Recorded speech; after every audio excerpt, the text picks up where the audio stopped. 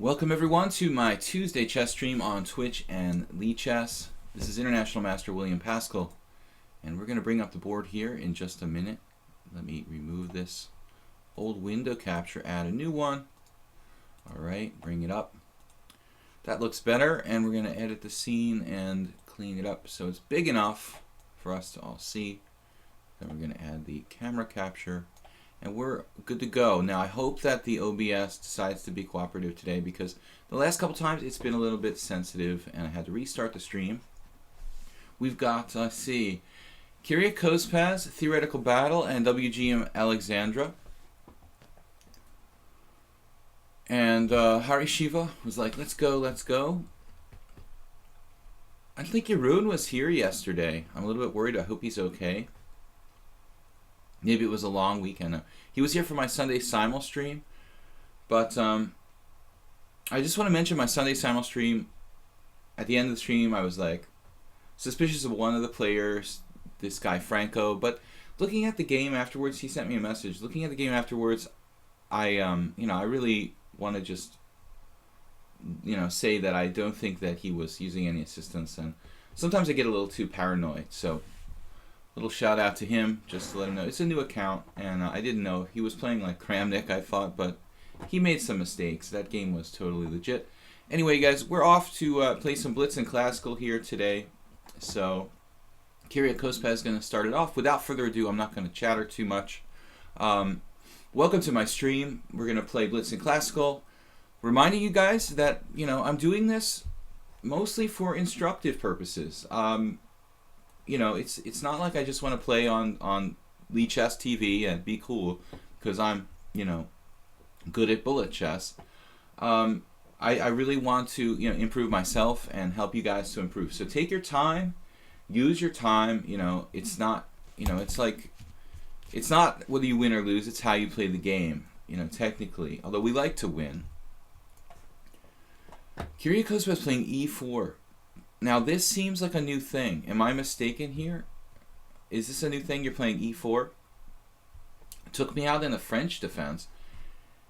I think it's only the second time that he's beaten me. He beat me with black in a French defense yesterday where I got really confused in the opening. Now, a little backstory.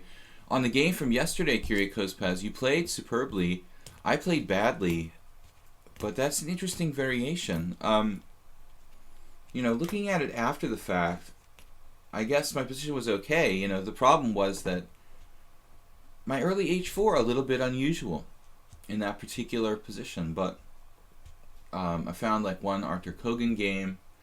It was probably okay for me if I just realized that my queen can't move to h5, which is something that just didn't occur. All right, let's get on with it here. Knight f6. I'm playing an early knight f6 with this funny bishop on d3. I like to fianchetto normally in the in most Sicilians, but having a kind of recollection here against the late Dr. Kopech, who specialized in this variation for white, I tend to think I might have had this position against him in some kind of online blitz game or something to that effect. So I'm thinking d5 here. If I really want to play according to principle, it seems like d5. Somewhere I played Kopech like an online exhibition game, probably on the defunct US Chess Live site. Danny Kopech passed away this year. He was a computer scientist and an international master from the United States.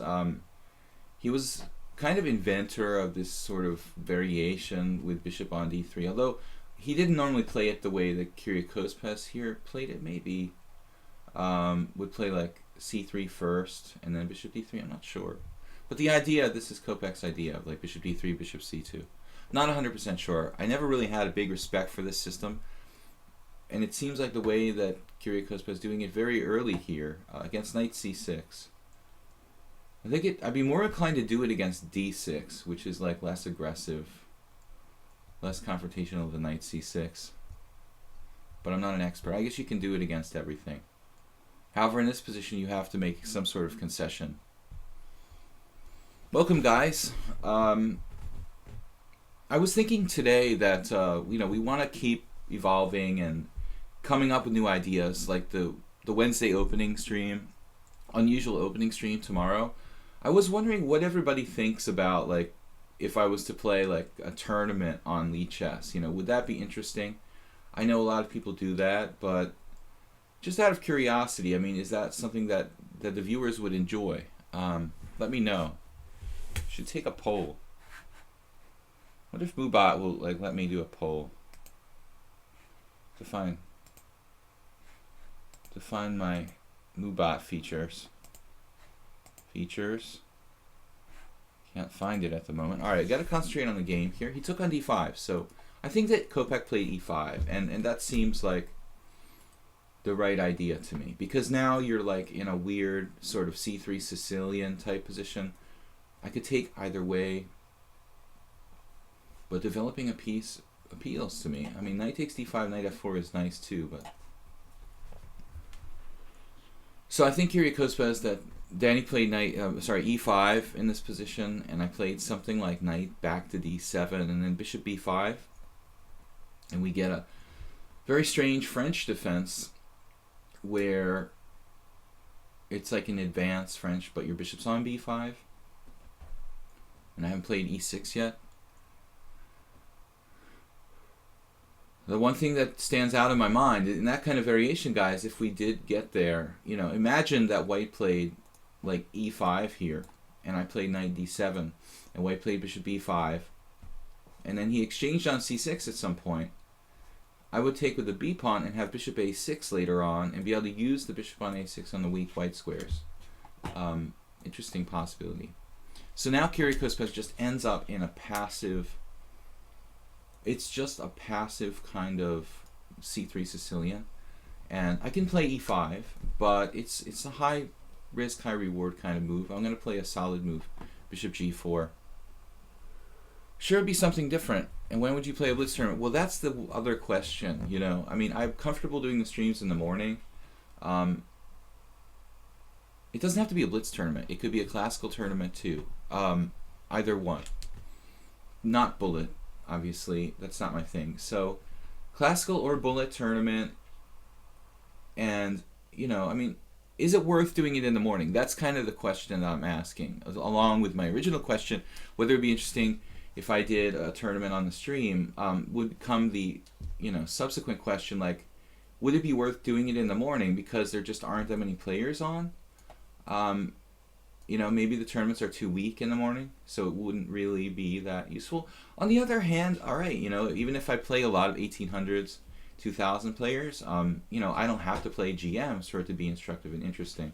So, maybe it's an open question.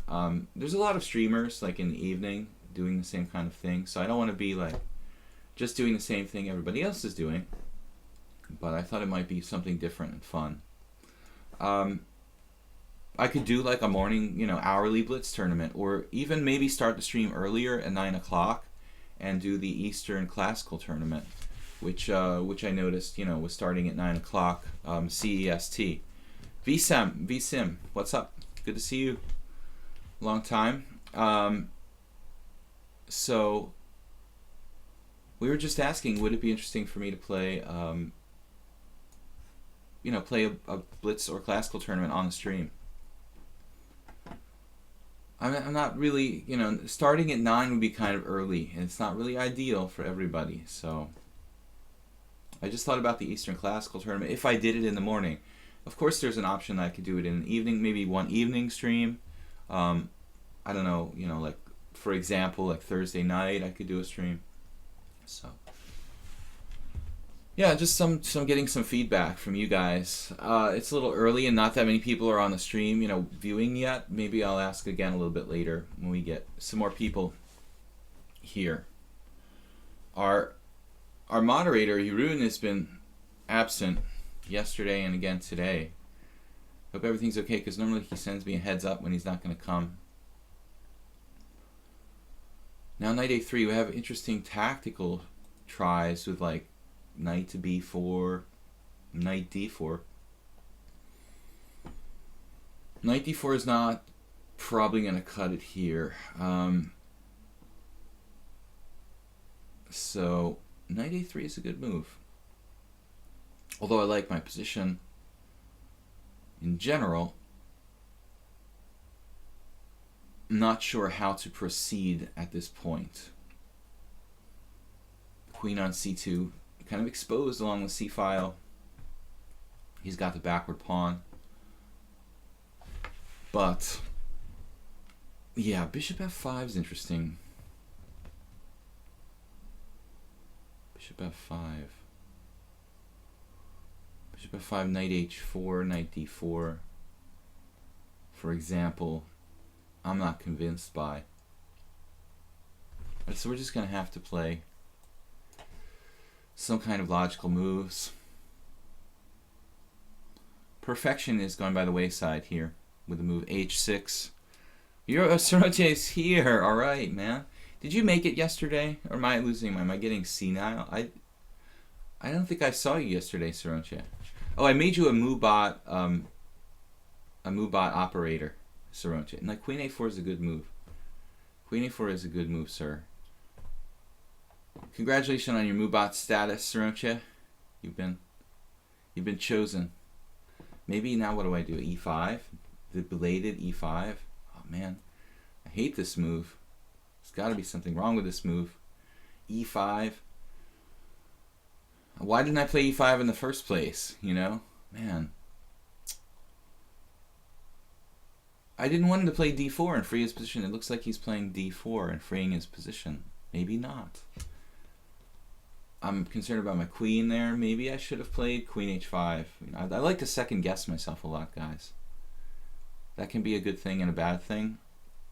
But now this pawn structure,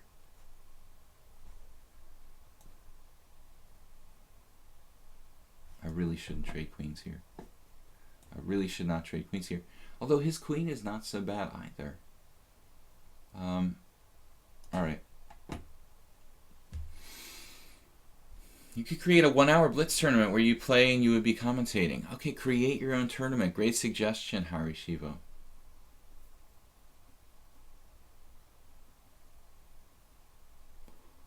Create your own blitz tournament. Thinking outside the box. Yeah, so Soroche, I was just asking people if they would be interested in me playing and commentating a tournament.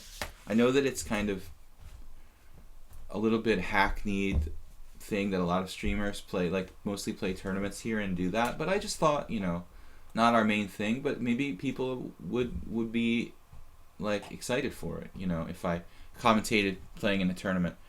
I know, man, the Red Sox are done. I had a bad feeling from the last week and a half of the regular season. They were talking about baseball for a minute.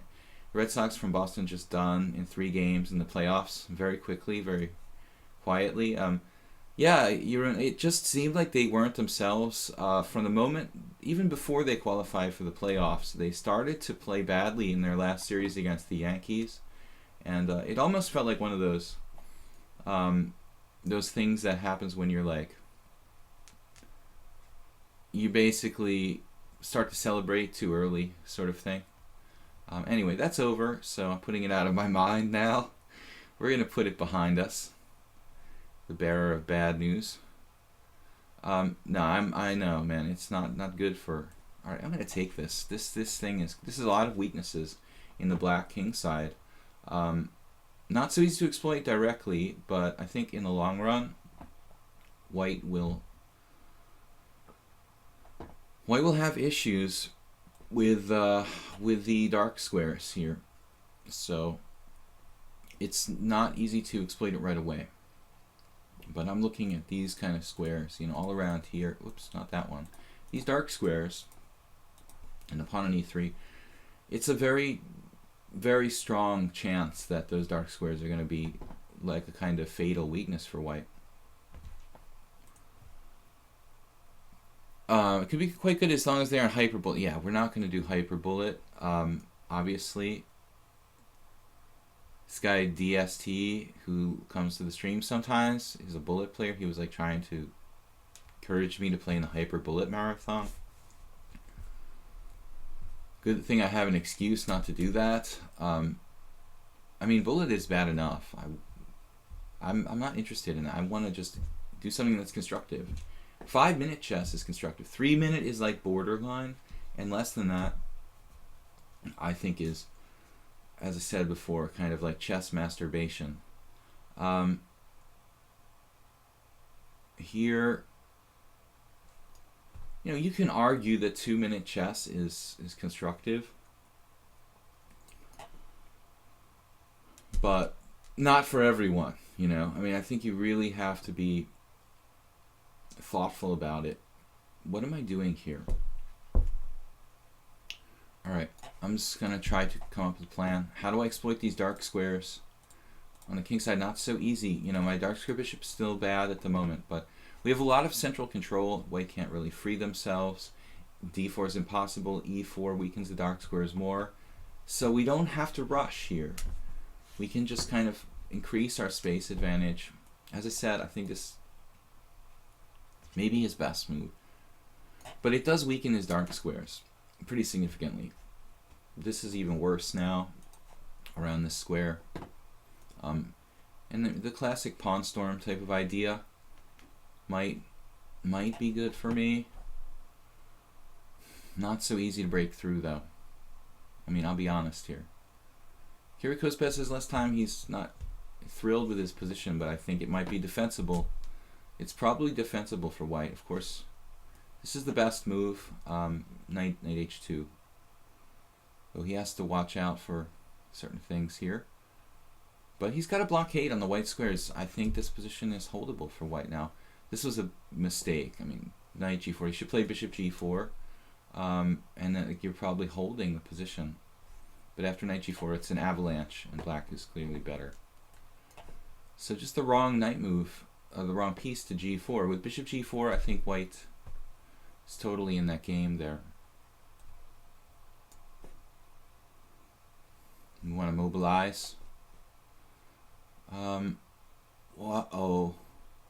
Whoa. It's a new word. I have to play g3 now. I didn't want to have to do that, but he's very choked in. It's actually a good thing.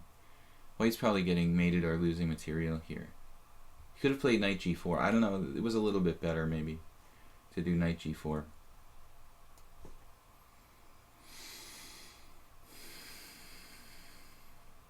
Well, it's convenient you went there. I think knight d4. Knight d4 maybe. But yeah, this is fast bullet enough for me, man. Okay, I can't go to h5. Yikes. He's actually...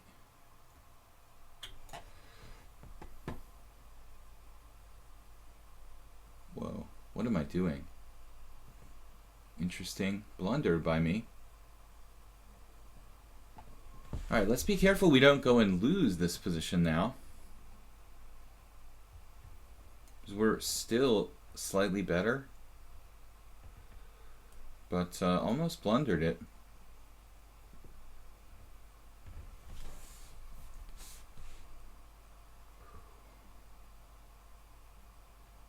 Still the dark squares haven't gone away. That the tangible weakness on the dark squares just...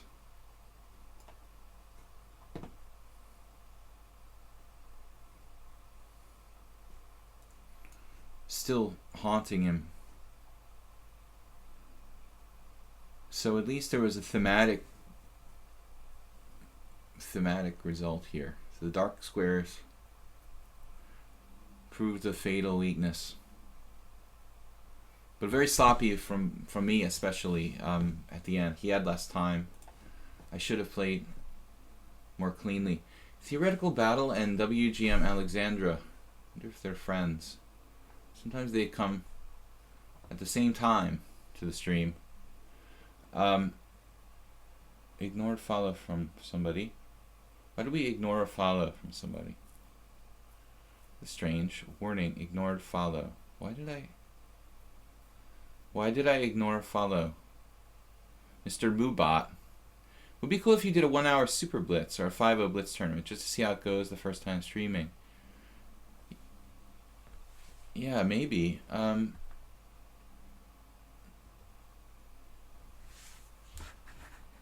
Just checking something, guys. I'll be continuing games in a minute. Um,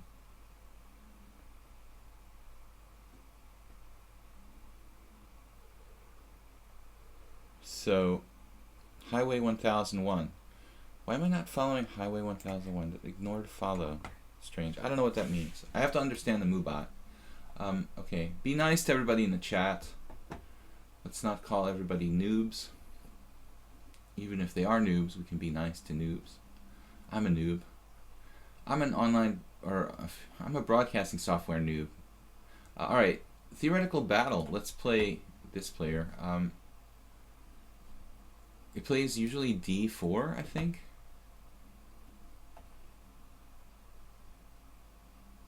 I haven't seen Shah and Shah lately.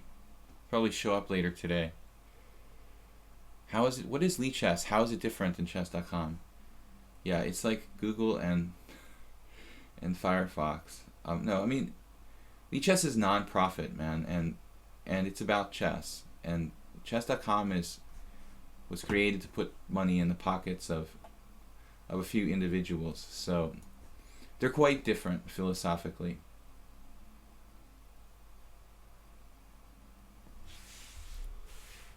Chess.com is about a private company making a profit for themselves.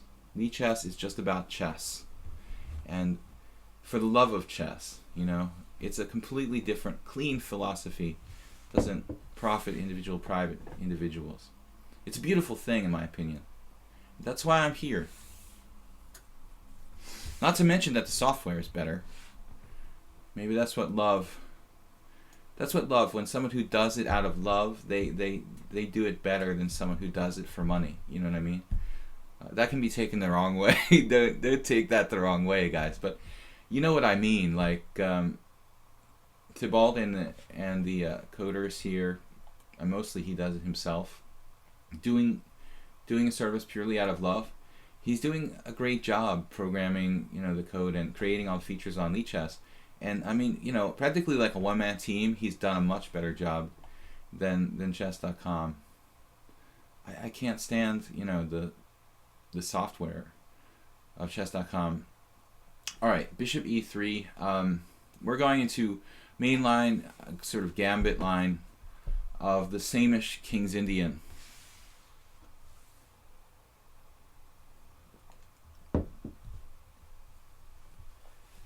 I mean, I like the philosophy of lichess better, and I like the actual product better too. So it's a win-win situation.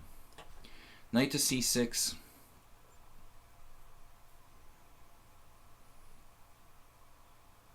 Queen d2. And we are playing a fairly well-known line. Now I could transpose to. We could transpose to a line I play in the Marazzi with c takes d.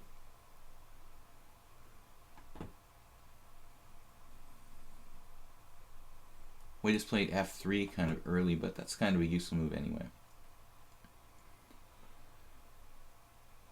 So now what? Queen a5, a6, and e6, I believe, are the other moves for black here.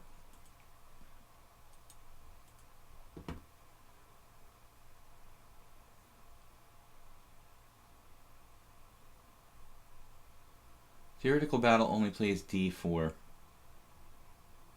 As far as I can recall.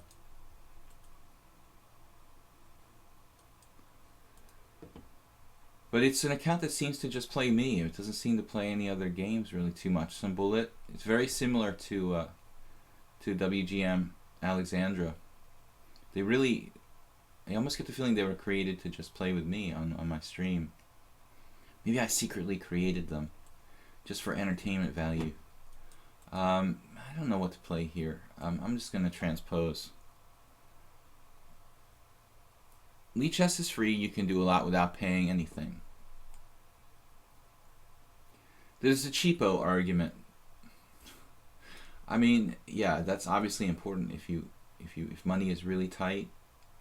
But I mean, chess.com is free too. You know, if you have a basic membership. So, but there's a lot more for your money. and you don't have annoying advertisements. So, I mean here. Commercial versus non-commercial. No, I can't really stand chess.com. It's ugly. It's very hard to use it. It's like confusing. It's not well laid out. Yeah, I'm obviously a big supporter of chess.com. Oh well, there goes my chance to work for chess.com. Alright. A5.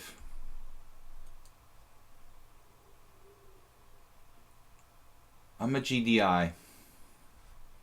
Do you guys know what GDI means? Spinal Tap Chess, what's up? Do you know what GDI means? This is a term that we used in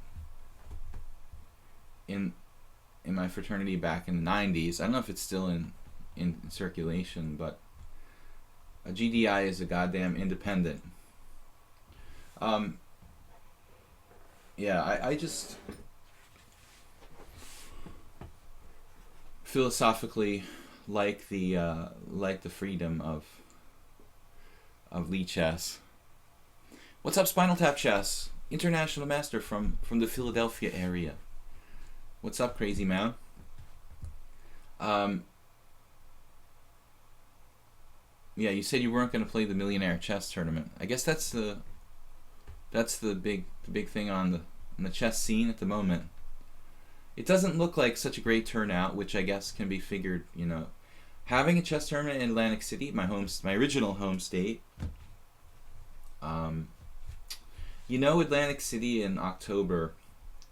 Yeah, not really a big deal.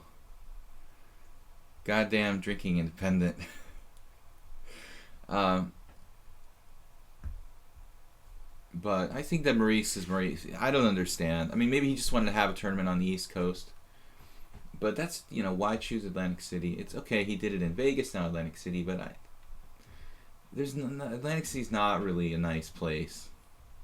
I mean, Vegas is like the Garden of Eden compared to Atlantic City. Rook on A to B1, 97. So, although I guess if you go to Atlantic City, you can go to the surrounding places. Still, October at the beach is not a lot of fun. Theoretical battle.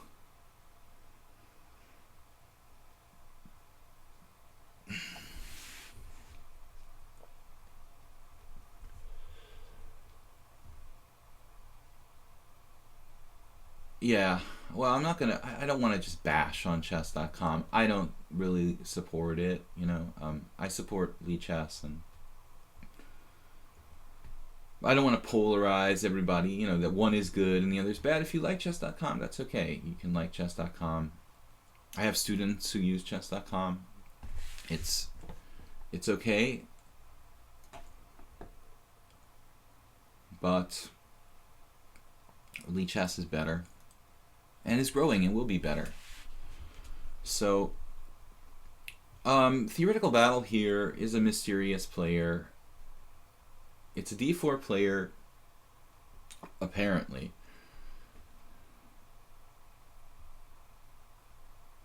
But he's taking this transposition to an e4 opening rather well. With rook b1, which is a logical move to some extent. I mean, most people will play rook c1 when first playing this position. So main line is rook on f to c1 there, with the idea of queen b4, rook c2. We had almost the same position Monday, or was it yesterday? Was it yesterday, right? We had almost the same position yesterday, except the rook was already on c1, and I played queen b4. And white played knight to d5. I played queen takes d2. White played knight takes e7 check, and then king h8. But something else was happening because I had played a4 already, so I'm confused. I'm confused somehow. All right. Well, anyway, we've got to take this guy, and Black is equalized, probably. Queen b4 blockading is an important motif.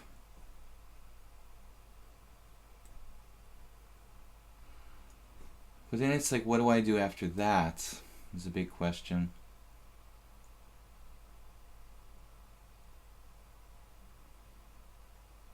Well, actually, what do I do after that?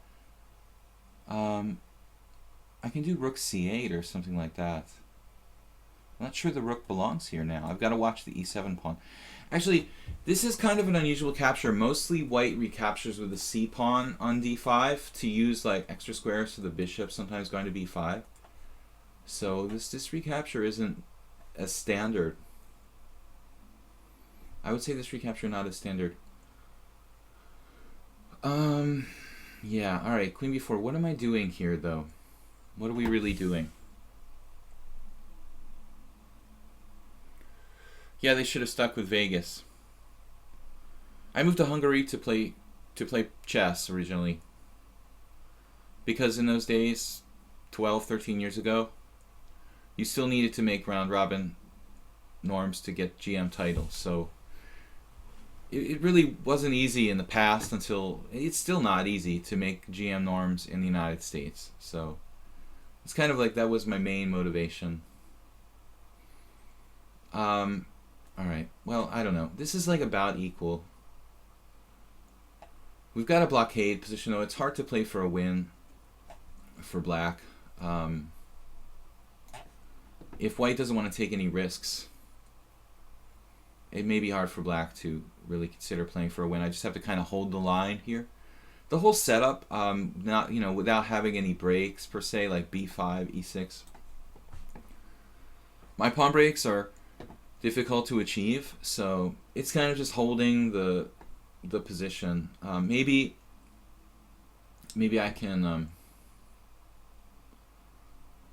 do like a favorable exchange, for example. Try something here.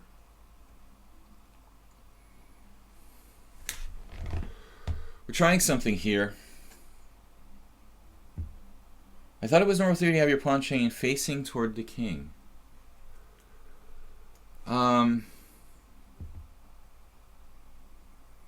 We've got to ask, what exactly do you mean by the pawn chain facing toward the king? Look at this move. Wow. What a bizarre move. Knight d3? Bishop c1? That's a kind of weird move, no?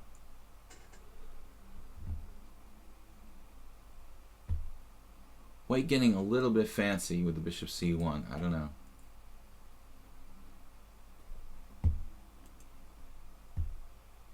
I mean, it's not impossible we could have some kind of break, like b5. White's sort of misplayed this. Sure, I don't have any sort of tactics. But this is the exchange. It's a favorable exchange for black. It's not like I'm winning or something, but it's... my knight is unstable. It's much safer to take with the knight here. Not really stable position of the knight on d3. So still white is okay. Black is very solid, though.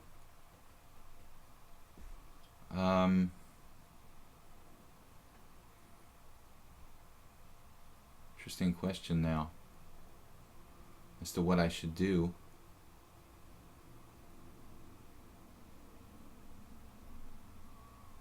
Knight kind of getting in the way of my other pieces.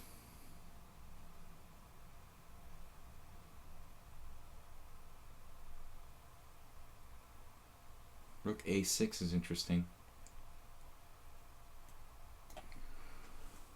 Alright, this move b6 weakens my white squares a little bit, but it holds up the dark squares.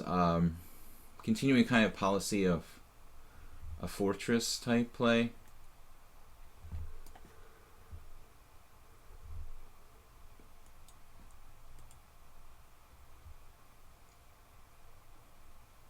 Wow, this is risky for white. Now he or she is giving up the A file. creating a possible target at c4.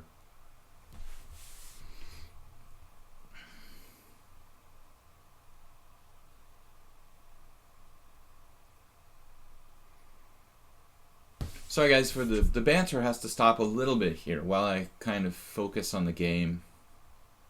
I mean, the side conversations about chess in Atlantic City versus Vegas.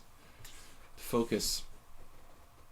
I like my game, but I don't know that it's, you know, like anywhere close to big advantage.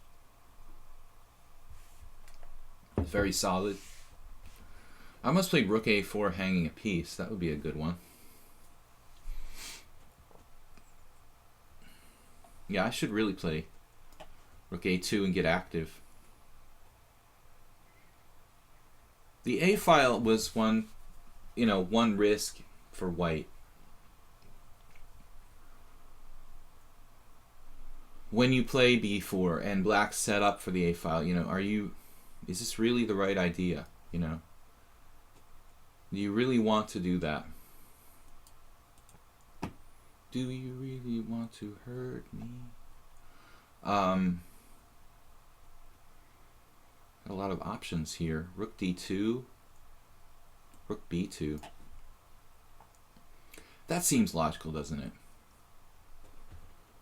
The rook b2.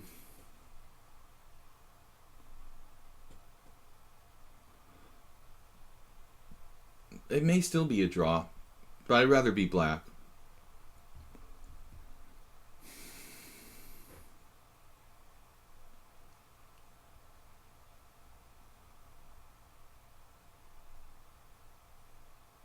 But this is one of those mystery opponents we have. Doesn't have an identity, doesn't take part in the stream, just shows up. I have some suspicion this is like an alt account for one of the other players in the stream, or someone else who's been in the stream regularly. b5, and now white has no threats. We play knight d7, knight c5 maybe? Permanent outpost. I think first we have to grab the a file, or grab it back. So let's grab it back. Not sure it's good enough though. Maybe not. Knight d7's fine. Rook takes b5. Knight d7's fine. I think knight d7's fine here. But theoretical battle, not playing perfectly, but very fast. We have this threat of rook takes b5, so he can't like move to the a file without dropping something, apparently. But even if he did go to the a file, I'm not sure how big a deal it would be. He's got the a file, the e file, a lot of space to compensate for the bad bishop and funny pawns. Bishop there is a bit weird. Okay, well, yeah. Man, this player defends pretty well.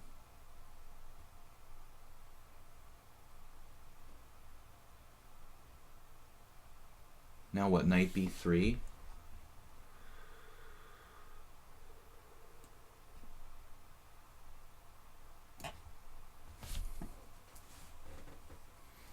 Maybe we can just win the c-pawn. Theoretical battle very fast. Constantly have more time than me the whole game. Knight d2. Knight d2 looks kind of good.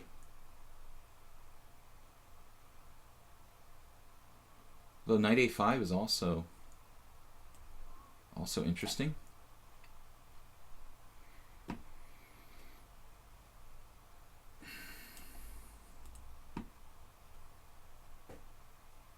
Theoretical battle still with time advantage.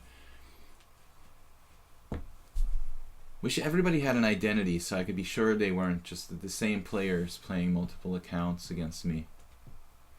But theoretical battle, we just have no info on this player at all. That's what I appreciate though, those who are open about their identity and stuff. It's very cool. King g7, I guess.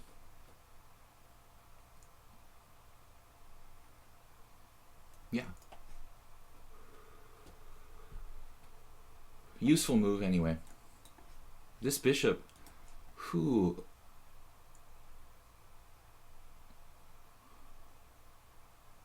Oh, he's on my pawn there. Duh. Okay. A nasty check here. Tangled up. Tangled upolus.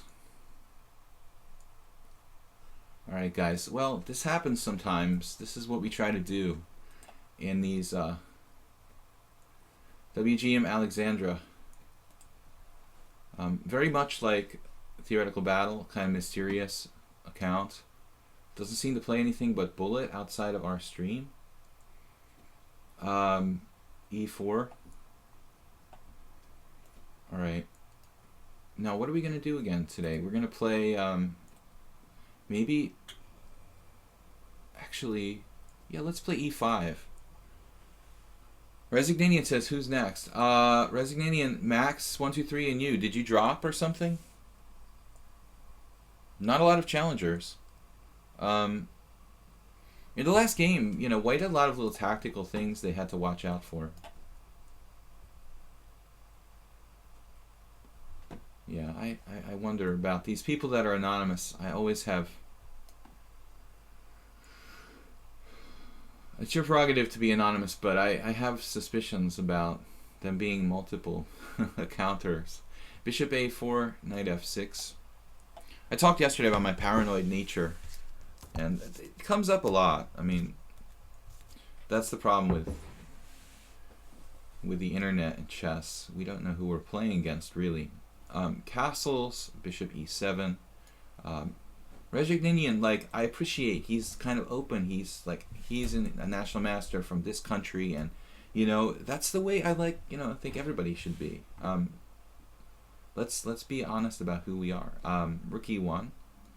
And now you're threatening to win my pawn, so I have to play something. You know, some players play D6, but it's kind of passive, so. It's not Alexander Kostyanyuk. It could be a Kostyanyuk. A Kostyanyuk follower, let's say. Maybe it's a tribute to Alexander Kostyanyuk, but Alexandra's just a normal GM. Why not just GM Alexandra? That's the funny thing about it, because Alexandra, you know, Kostyanyuk is a men's GM. You'd think it would just be GM, you know, Kostyanyuk, GM Alexandra. So I don't know. But they've given us tough games, this player, and it's legit. You know, it's a pretty strong player. I mean, I would say 2100-ish FIDE, approximately.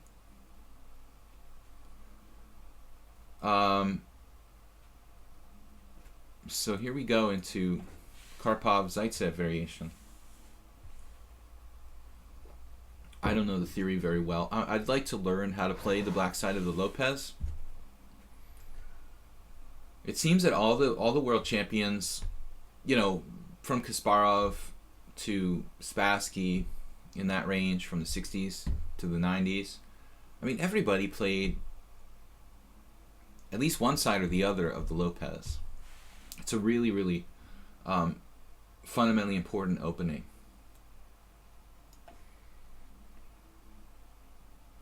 So rook e8, pressuring the center. If White plays knight g5, we have to repeat moves.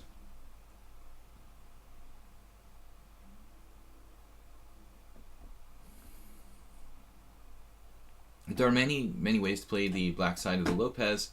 Mostly lately, it seems like knight a5, the oldest kind of variation, the Chigorin variation, has been coming back into fashion. Welcome to my stream, guys. Don't forget to check out my YouTube channel. This week, at some point, I'm going to be uploading a review of my Sunday simul. I do a simul every Sunday at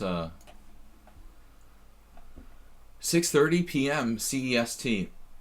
Okay, so now WGM Alexander goes in this variation, which I don't remember the theory about. Great.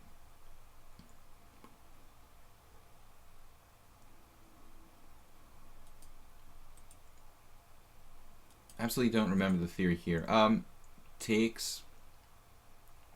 Oh no, wait, I'll get my book. No, Not allowed. Somewhere I have a book. Somewhere I have my opening book on the f4. This is not supposed to be really great for white, but the theory isn't memorized by me. Although I have seen it, I have to access some brain cells that are a little bit in the back. Maybe I can remember here. If I can't remember, I'm just going to have to go on general principles. Let's take a minute to try to remember the theory, and if I can't remember it, we'll just have to go on instinct. The Lopez is an opening you can delve into a bit. Absolutely. I mean, something inside me tells Shansha will show up soon. Yeah, I think we'll see him a little bit later, once his emissaries have finished. F4. Yeah, Shansha likes to play this variation with white. I mean, he likes to play the white side of the Lopez. That's part of his repertoire. He's a guy that we play regularly here on the stream. H6, knight f3. I'm thinking I'm supposed to play something different here. I think I'm supposed to take on f4. But the problem is, I don't remember anything beyond that. Pawn takes f4. Bishop takes f4.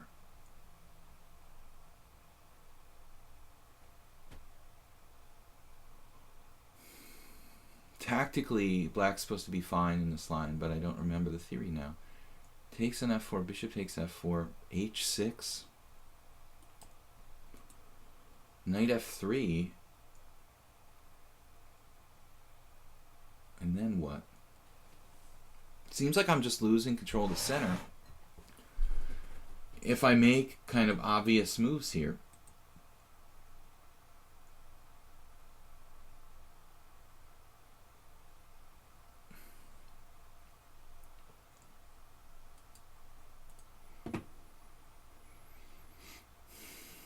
h6, knight f3.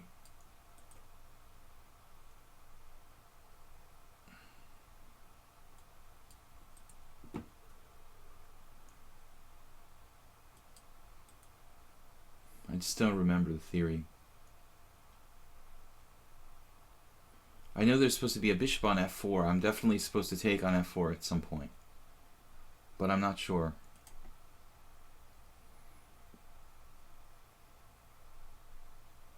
This variation is considered to be not a problem for black.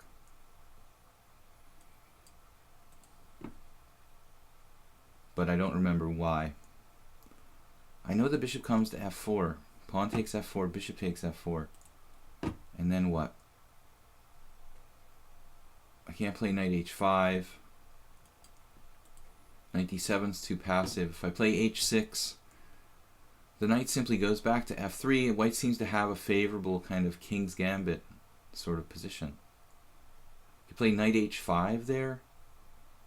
It looks totally abstract and off-center.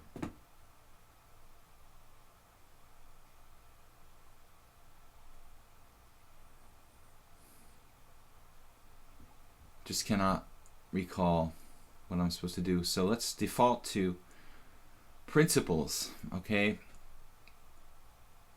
Let's play this position on principles. Maybe I play h6, but then what?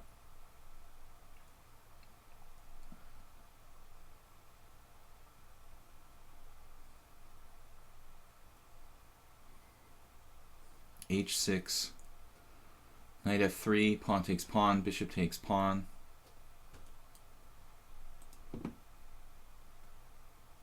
I could play knight h5 and like bishop h4 or something. Knight h5, bishop h2, bishop h4.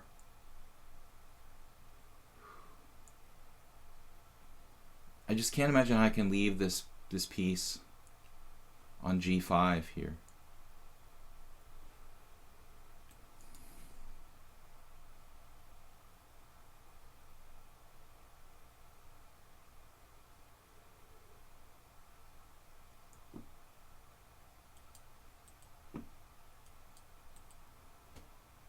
Can't really maintain my center.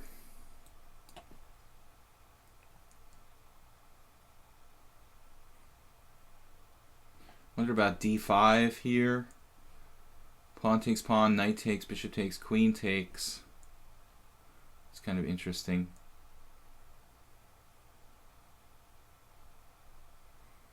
But d5, e5, knight e4.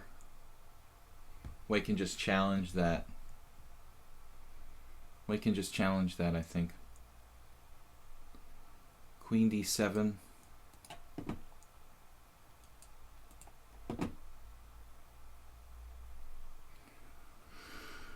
Alright, running out of time.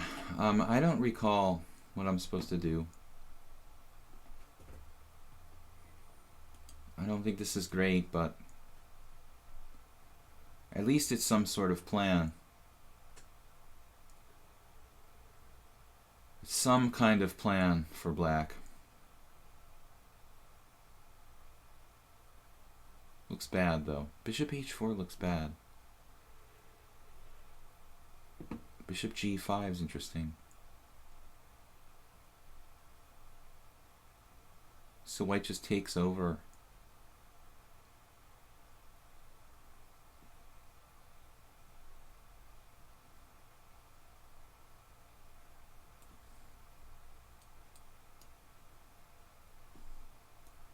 Alright, let's try something else.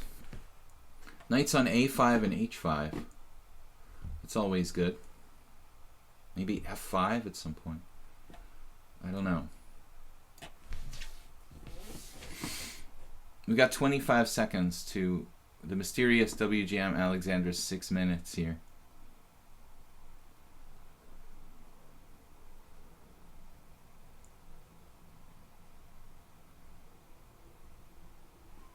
We'll just put up the best fight we can put up under the circumstances. Knight d2 instantly. That's kind of a weird move. Play instantly. It's a strong move, actually.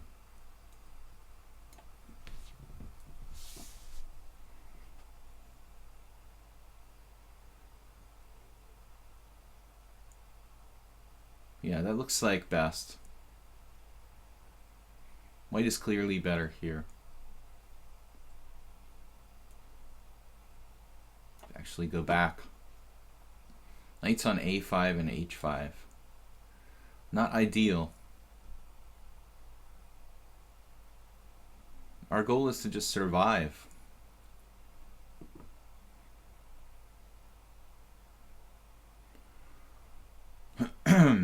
Well,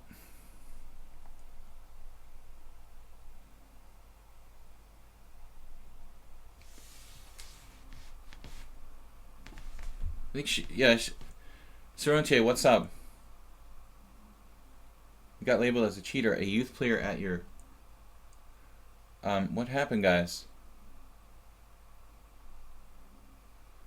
Just find it hard to believe GPB cheated. Are we still on that again? What are you talking about? His old account? We had a discussion when you weren't here, Saronche, that I just said that he played. I was shocked that he said he'd never played in a rated game. I didn't outrightly accuse him of using a computer. I mean, obviously he has a bad score against me, so he's not playing straight up with the computer against me. I don't know what you guys are talking about. I'll get back to it later, but there's this moderator and regular player on my stream who revealed to me yesterday that he's never played in a tournament, although like on lichess he's close to like 2200 in classical chess. I was just in shock, you know. I was like, how can you never have played in a tournament? He couldn't really explain it, but you know, he doesn't strike me as someone who's blatantly cheating with the computer either, you know. So I just like, this didn't quite make sense to me. That's the thing that bothered me about it. Someone said it just, you know, something didn't feel right. I don't want to dwell on this. You know, everybody's a cheater, blah blah blah. Every day. Timeout, piece of sheet.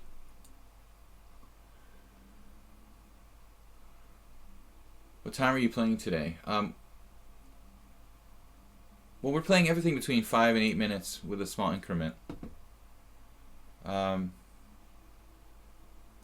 He always plays this, you know, he always plays with black, the Scandinavian, so he understands that. I mean, I don't have a problem with the game I lost yesterday. You know, maybe he just played well.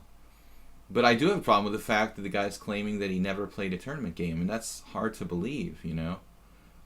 The way he plays, he's not a cheap blitz player who's like winning with coffeehouse tactics, you know. He's playing like a very mature style.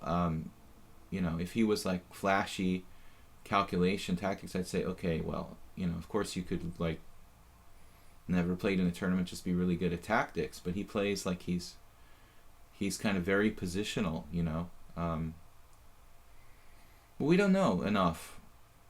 I was just surprised that he said he never played in a tournament. It's hard to believe for an old school guy like me that somebody can get that good without ever playing in a tournament. But I guess it's more and more possible with the internet. But the maturity of his style, you know, that's the thing that really is... and really, I have a good score against him, but a lot of the games are very unconvincing, where I would just, like, win on time, or he would make a kind of horrific blunder right at the end in a tense position a lot. Now, after a lot of time here, white suddenly plays this move. I really need to get back to the center with these pieces. So we're putting pressure on e4, forcing white to do something. Hopefully something bad. Those two bishops look pretty good. You have to admit, white is better here. There's really no question. But maybe we have just enough to hold on here. Lots of people never play tournaments. You can teach on yourself. Yeah, but I'm saying the way he plays is... Lots of people are like 2200 and they played and taught themselves. I don't know about that, man. You're talking about like 1% of the population is that good. We're talking about lots of people. It's like in the 99th percentile or something. I mean, to be over 2100 isn't that easy. The top 1 percentile or top 2 percentile.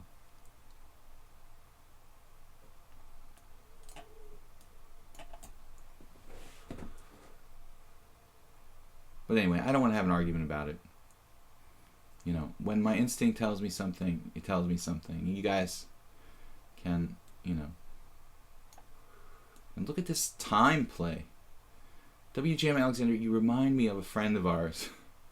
I've said this before, but you play... The use of time is similar. Someone else. Black is coming back, though. Black is hanging on, I should say. I don't know about coming back, but we're hanging on.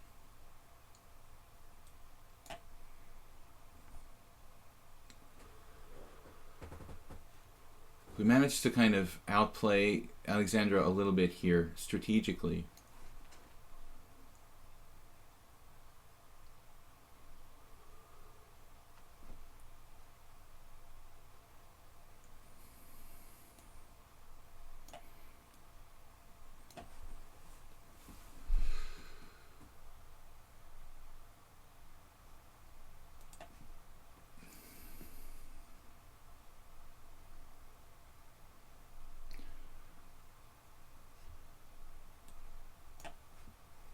I'm not going to do anything. I'm just going to wait.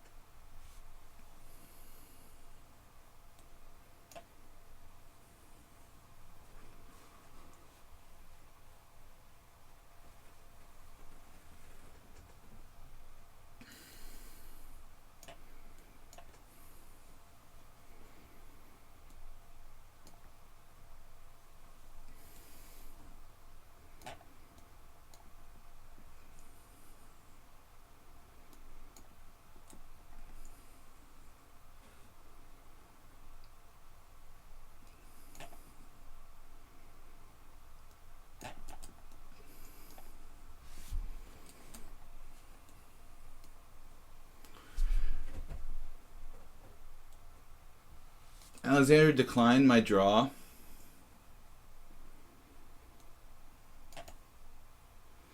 Try to play for a time win here. Alexander seems angry about something, I would say.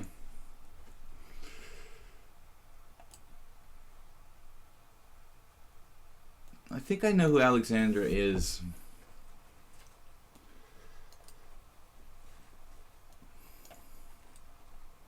The time usage is like a dead giveaway. Basically.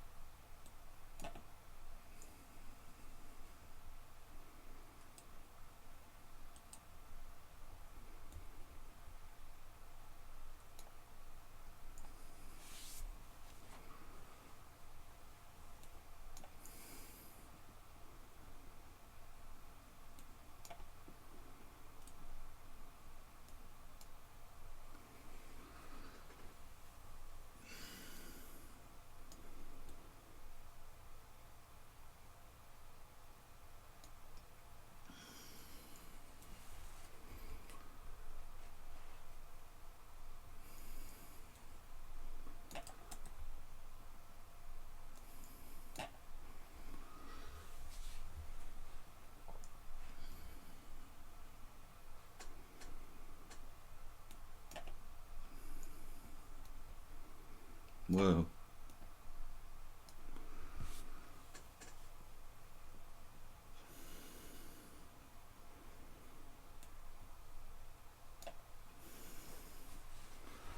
It's getting a little monotonous here.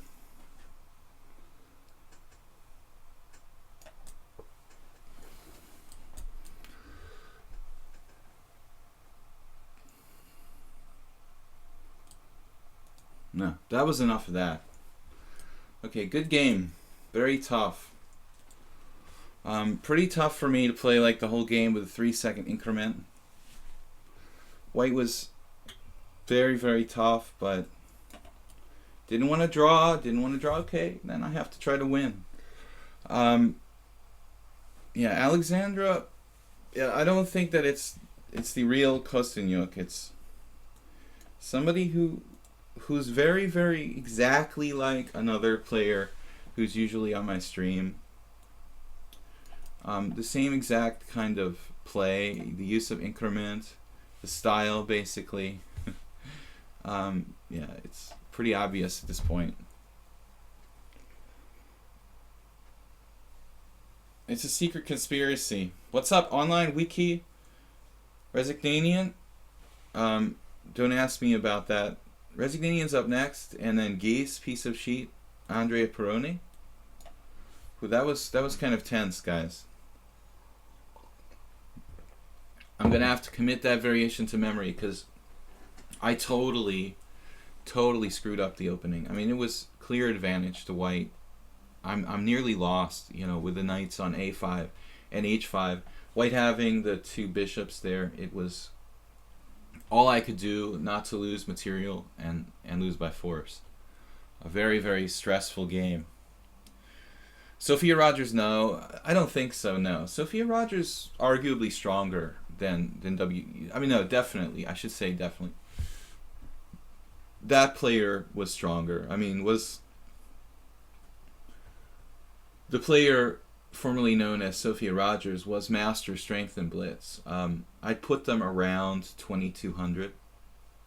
I don't think the WGM Alexander's quite that strong. Like they're very fast, but in terms of absolute strength, no, it's not in the same league as Sophia Rogers. Sophia Rogers cheated using an opening book, but this player isn't cheating or anything. This player is just playing. I think that Sophia Rogers, though, although using an opening book, was legitimately around 2200. Maybe 20, like a strong 2100 type candidate master player. We haven't played this variation in quite some time. I needed to get away from the stress of e4 for a minute after that. Catch my breath. you could see he was angry, like didn't want to draw. I offered in a legitimately probably equal position. I offered a draw, and we had both 8 seconds. Like, why wouldn't you take a draw in a casual game? And the other thing is that WJM Alexandra said a lot of mean things to people, like when they try to talk to them on the stream, was telling people to shut up and stuff. So it's not really a nice person. I'm getting this kind of angry vibe from the WGM Alexandra. And plus, they really want to win. You can feel the the desire to beat me very, very powerfully. The way they're trying to win on time so desperately, you could just feel like they really want to win. I mean, maybe angry isn't the right word. I mean, that was sort of influenced by the shut up comments that this player made, but like desperately wants to beat me. Not really friendly, Okay, we shouldn't say angry, but how do we say, like, if not angry, then, I don't know, just not friendly, really. Now, c5, this is a new move, guys. Let's stop and take a look here, because totally new idea from Max123. Never seen this, and I never want to see it again. That's like a chess-based thing. The Fritz engine, the old Fritz, like Fritz 11 or whatever, it has that program voice. It had little commentaries it would make, like, I've never seen this move and I never want to see it again. Does anybody remember that? Or am I just sounding like an idiot? c5, wow. A la Peter Svidler, like a delayed c5.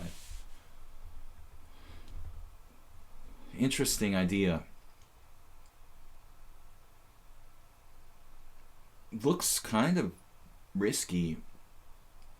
I mean, you could argue I'm ahead of development here and Black's opening it up, so maybe it's just bad.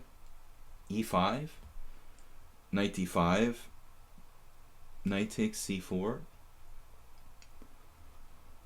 There's scary knight b4 type things coming in. I could sacrifice a pawn temporarily with like e5, knight d5, a3.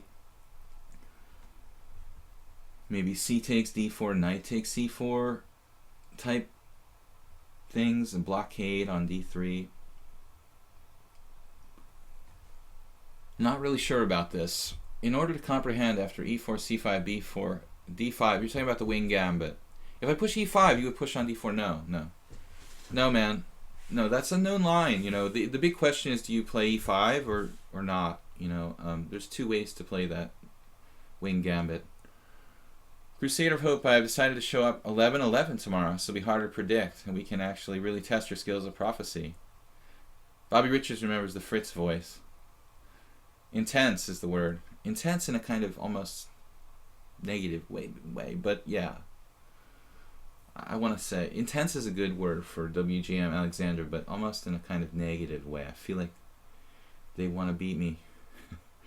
I told a story about a Russian candidate master, a really old guy named Avram Rizhikovsky, who was in Boston at the later years of his life. He was like 80 years old and still around 2150. And I think in his prime he was probably around 2300. But he had the same kind of intensity, we'll call it, that WGM Alexandra has. And there was this funny thing that happened. I've told this story only once on the stream, I think, that he lost a couple games against me. I was higher rated, a solid like 2400, 2350 plus. And, he didn't speak English. He was an older Russian guy. He lived in a Russian community. He didn't speak English. So, he just couldn't really communicate other than hand motions and stuff. And after this in the chess club, winning 2 games against him, I was convinced he doesn't speak any English. Zero. Not even like hello. Maybe hello at the most. But he lost 2 games. He was very angry. And then came like the 3rd game where I took him a little too lightly and he beat me. And at the end, like, I was just like shake his hand and whatever. I was sportsmanlike, and then he was just like out of the blue. He was like, revenge. He was just like exploding with like, like an angry intensity sort of thing, you know, and I was like shocked. I was like, whoa, where did that come from? That's kind of what I mean, you know. I feel like WGM Alexandra is like gonna be shouting revenge when it beats me, you know. It's exactly like Rishikowski. So that's the feeling I get. Anyway, it's fun to just speculate about this kind of stuff, but I have a serious actually a serious theory about who WGM Alexandra is, and in fact they're not really an angry person as far as I've seen. So it's all just kind of been fun. But I could be completely wrong. I've been known to be wrong quite often, so we may be wrong about who WGM Alexandra really is. And it wouldn't surprise me. Alright, here, Queen e4. I decided to play this like a kind of Nimzovician sort of pawn sacrifice, where I give up the d4 pawn. But, you know, that's a serious undertaking, and I think I better be careful how exactly we do this. He's starting to take my pawn away, which I'm not really happy about, first off. So, what can we do here?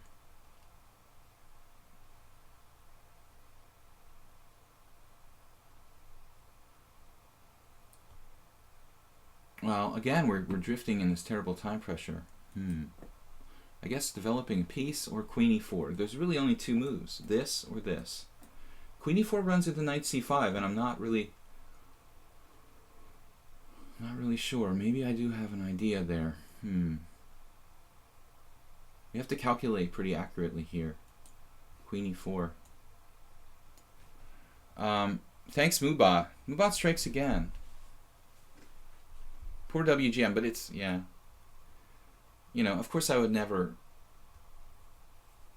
you know, talk so much speculative stuff about someone who was like, you know, an active and happy member of the Sludgy community here, or Sparkle Horse community here, but they don't really interact, so, you know, I feel like, and they've been mean to some of the viewers who tried to talk to them, so I don't really feel bad about, you know, talking about WGM Alexandra. I mean, telling the other viewers to shut up, and I think that you're kind of, you're free game, you know, for discussion after stuff like that. So I play them, and I don't, you know, I'm not going to discourage them to play in the stream, but, you know, I don't feel bad about speculating who this mysterious person is. Pretty strong, but not that strong, you know. Sophia Rogers was a strong candidate master level player. This is a tough position, though. I expected knight d5 in the opening, but Max went a different plan. He played knight d7. Not bad, though. Knight d5, you know, much more usual. But this way he gets a different kind of plan of, like, sometimes playing knight c5. So we're pretty far ahead in development. This kind of pawn sacrifice, commonly seen in the Queen's Gambit Accepted, which is basically what this is. It's a cross between the Queen's Gambit Accepted and some kind of like weird Nimzovician sort of French defense gambit. And the theme is the same. I mean, like Nimzovich oftentimes would like sacrifice the d4 pawn. He kind of invented the plan to sack the d pawn in the French like advanced variation. And the same kind of ideas exist in this Queen's Gambit Accepted kind of position. So interesting, the knight d7, knight c5, or knight b6, not as good a square. Black's king side, he has less space. And if knight c5, I finally decided maybe queen f4. Queen f4 is okay. You could play queen e2, and on d3 play queen e3 as well. So now, queen c7. I don't think queen c7 really changes anything here too much. Just back it up with rook e1. The philosophy is that, you know, this pawn is not well supported and it should eventually fall off, but that's not the main concept. I mean, the main concept is that we have this advanced pawn on e5 that gives us attacking chances on the king's side. And a good example of this kind of position is the gambit in the English. C4, c5, knight f3, knight f6, d4, pawn takes pawn, knight takes pawn, you know, e5, knight b5, d5, pawn takes pawn, and that sort of gambit line. Now bishop b4, an uh-oh moment for me. My bishop is attacked. What do I do? Bishop is attacked, kind of attacked, like bishop takes d2. Actually not, I can take back with the other knight, but then I lose my e5 pawn. So I need to take back with the bishop to keep the e5 pawn protected, and then white has some tactics, but it's not that clear. I say let's call his bluff. We're going to call the bluff here. Uh-oh, he played bishop a5, and now it looks like black is like spatially, you know, spatially in deep trouble here.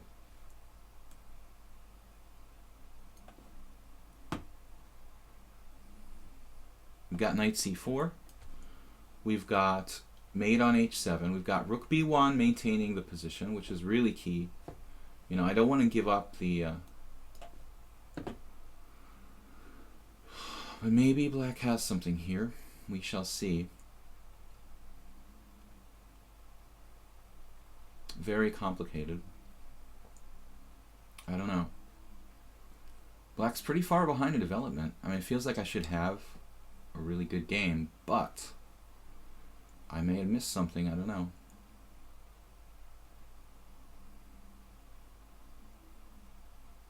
Black with, actually both of us not with a lot of time. Highway 101 said blindfold classical would be interesting. I'd have to really practice, man. I mean, it's been 20 years since I played blindfold chess. So I know, like, you know, what's his name?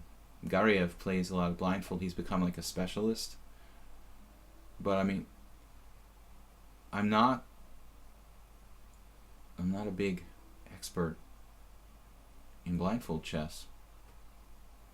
Now he's going to, yeah, he's going to 95, but there are other factors in this position, like the d6 square. So, great suggestion from Highway, but I think it would take a lot of, really a lot of practice on my part to be able to pull that off. Well, g4 kind of obvious. I mean, knight d5, knight d6 check is not like necessarily immediately fatal, but a lot of stuff is going to start, as Hebby says, to creak. Speaking of Hebby, and we had an English player here a lot, Royal Python. I don't know what happened to him. We haven't seen Python in ages, basically. Queen f4 walks into this darned threat of what kind of neat idea here. Bishop h6. We're like running out of time. Man, we should have nearly mate. Knight g5 probably isn't bad.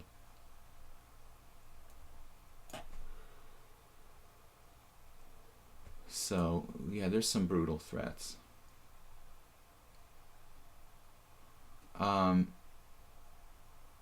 When I say Hebby, the English Grandmaster Mark Hebden, he calls it creaking.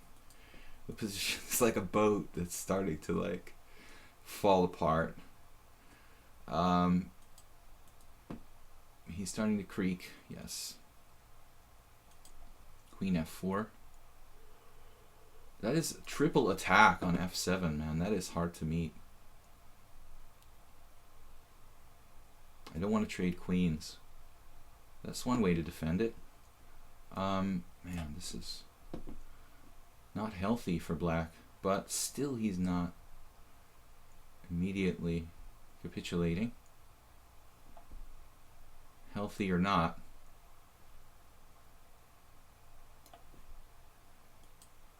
Probably, I don't know, I wanted to play, I should have played like queen g5 probably, but still it's not made immediately in that position. The black never really got all the pieces developed here. This is pretty ugly. I mean, it has to be winning for white. So, but I think that black early on had to find a better plan. Knight d5 a little more stable. And that's... Oh, scared me. You scared me. Alright, put that piece next to my king. Resignanian is a tough customer. He's 2553, 2453, high rated to me. Alright, he's got 5-6 against me, which is a decent score. What am I doing? Alright, let's play. I'm going to play e4. Last time I played e4. Only one person can suggest you this idea with love.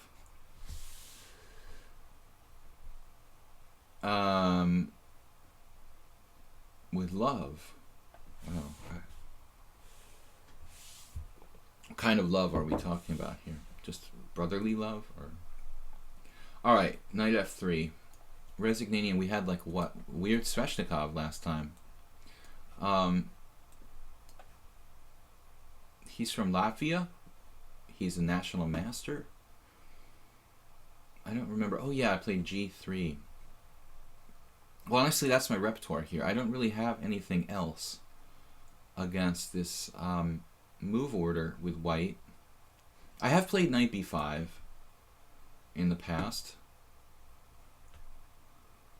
We could go down that road. I played a lot of games with computers in this line, but it's been a long time. Karpov actually liked to play this variation.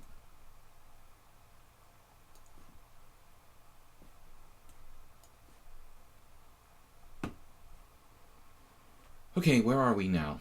Yeah, the long variation, very positional line for white and black. It's a hedgehog. I wanted to try something different though. Last time I played g3 against Resignanian, and we had an interesting game where he eventually lost control of the white squares.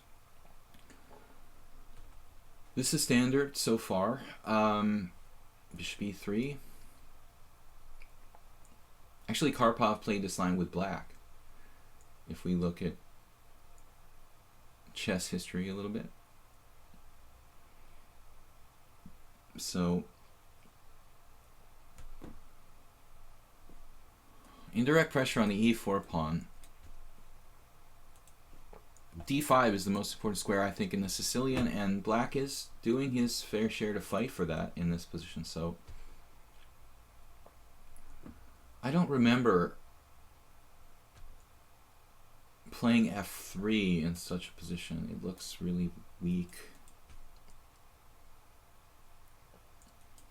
But it's been so long. I guess people play queen b3. Like Karpov has games with queen b3, knight d7. It kind of takes the pressure off of e4, you could say. But I'm not really sure if it's a good thing or not.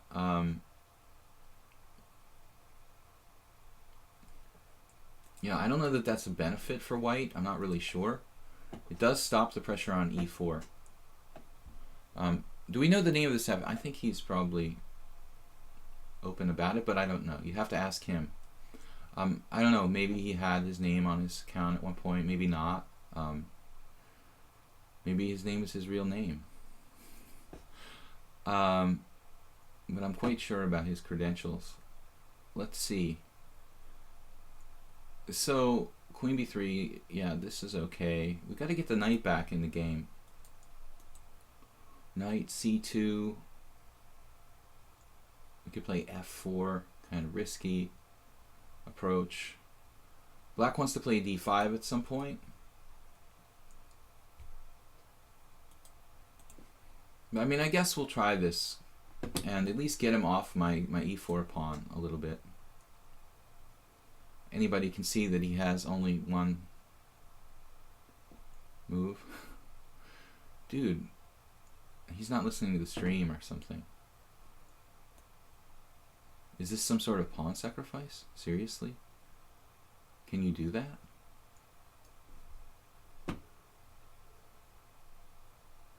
Maybe he knows more than I know.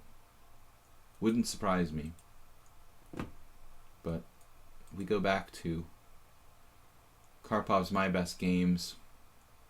We'll see. Pretty important game he played there with like knight e7 and knight c5. I have an advanced student who wants to work on his technique. He's a master, but came to me, and I really recommend, like, if you feel you want to work on the technical side of your game, you could do a lot worse than studying Karpov's games. That's why I mention it. Karpov, maybe modern players think of as playing like the Petrov and Caro-Kann, but in his early stages of his career, he played a lot of Sicilians with black, especially Kahn, Sicilian, Paulsen type stuff. So Karpov also played e4 with white in his younger years. You see a good kind of model player for an aggressive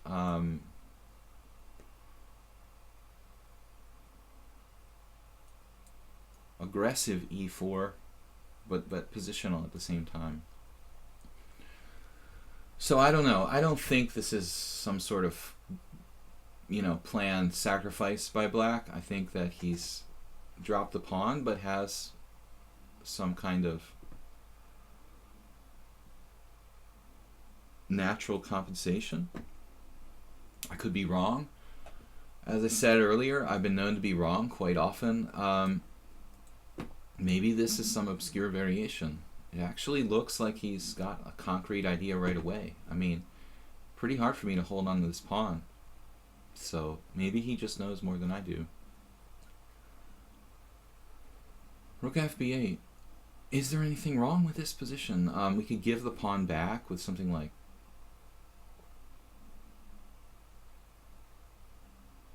My knight's still terrible. Man,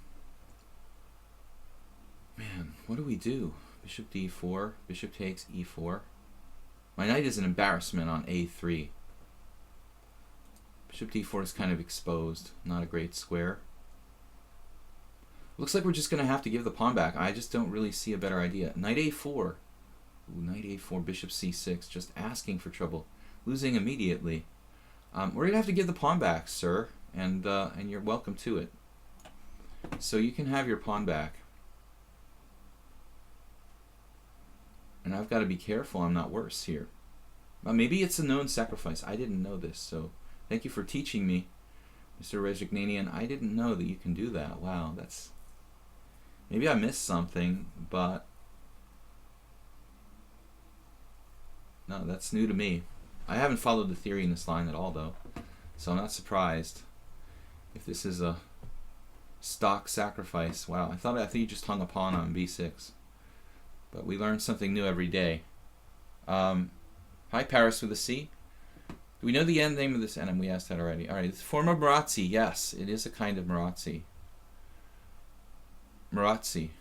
Was WGM Alexander really angry? No, but it was like, I don't know. I offered a friendly draw in a position that was 8 seconds each, and I thought, like, this is an unrated game. Most people would take it since they weren't better anymore, but WGM Alexander was like continuing to play for a win at all cost.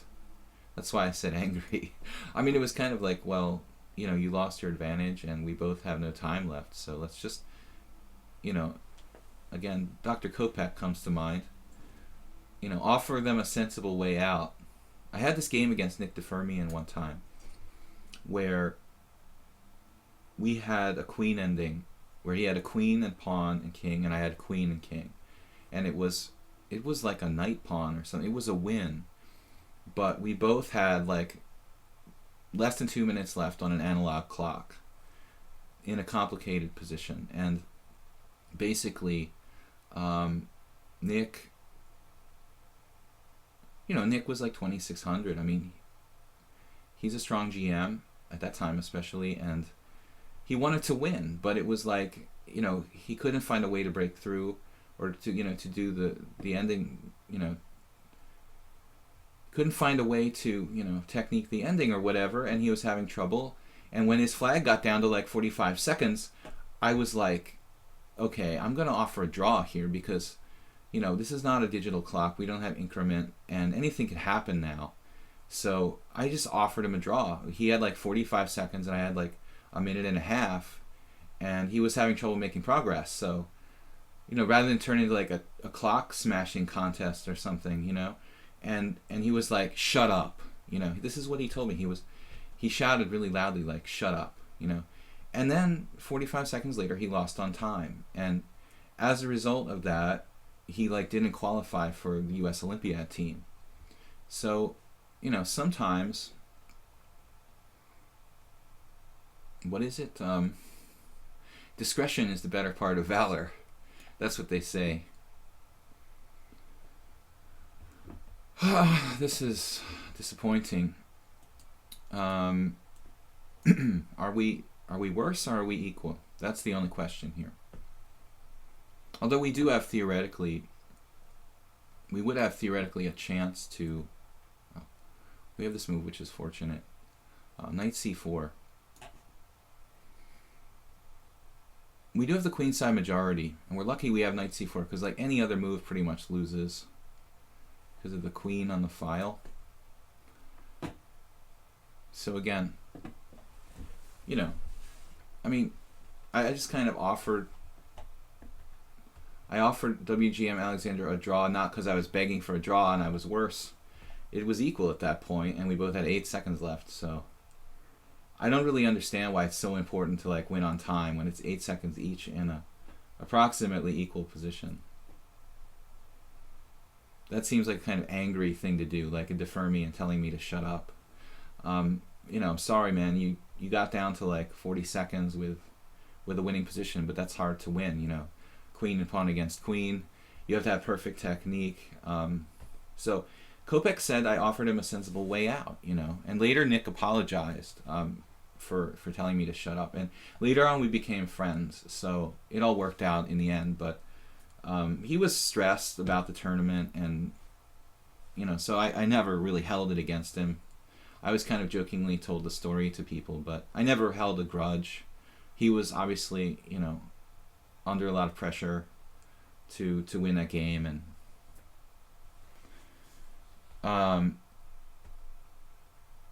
what is recommended to get over 2,000 rating strength? It all depends. It really all depends on you. Everybody's different. It really depends on what strengths you have, what you've developed already. So we can't just come up with like a recipe that's across the board for everybody. I'm fortunate I had this knight c4 against Resignini, because if it wasn't for that, I would have been dropping my a pawn. Just kind of lucky that now we enter a technical stage where probably it's about equal. But I think White has like an itty bitty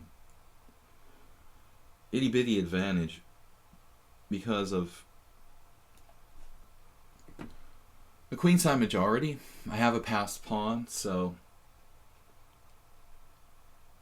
but objectively this is still probably a draw if black plays accurately. Even me having a passed pawn on the queen side, one little theoretical advantage shouldn't be enough for me to win the game. His pieces are active, so I would expect that between two top players, this position would probably be a draw eventually. Although we see even in top games nowadays a lot of mistakes because the time controls are fast. A lot of Grandmaster games were like that are just decided by technical mistakes in the end, more and more. I think the old time controls, there was like 40 moves in 2 hours, 20 moves in 1 hour, 8-hour time controls. The games were better quality than they are today. You had time to play the technical stage of the end game, and now it's not. There's no time to play the technical side of the end game. We see players even like Kramnik, making mistakes in technical positions. Just because they don't have enough time. So I'm kind of sorry that that doesn't still exist. The old school time control of whatever, 40 and 2, 20 and 1. Rezignanian here. I keep calling him Rezignanian, and then I'm not sure if it's Rezek or Rezek. I'm trying to find out. A5 is a good. Okay, he's got an isolated pawn, increase his rook scope and stuff. Maybe now like what, queen d3 or something? What should I do? We don't have much here, but okay, bishop takes d5. It's probably a draw objectively. He took with the pawn. I expected him to take with the queen. I don't know why. But objectively, yeah, not trading queens is probably, you know, what's recommended by the textbook, so to speak. If you're playing with a static weakness, maybe it's best to avoid trading pieces.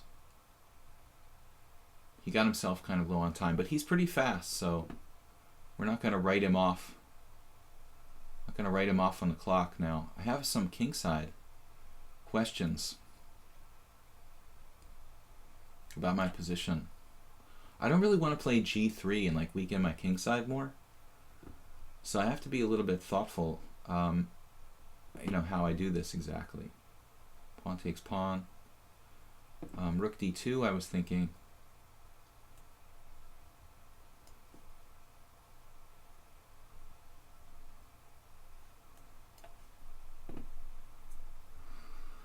And I don't really want to play h3 necessarily and weaken my king side more. So he's kind of gone into sort of panic mode, you know, which is pretty understandable.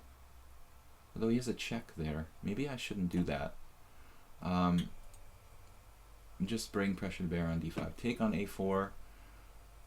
Take on b1. Queen takes b1. And rook takes d5.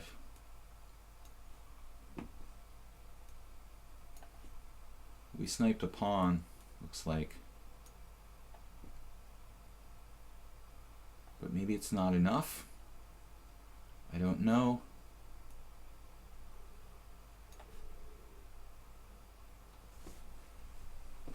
And this move.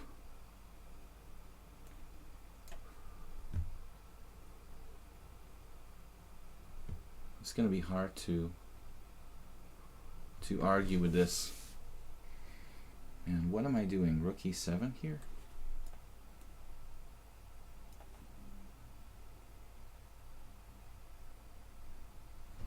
I gotta try to concentrate and focus. I think last move he had queen takes a2.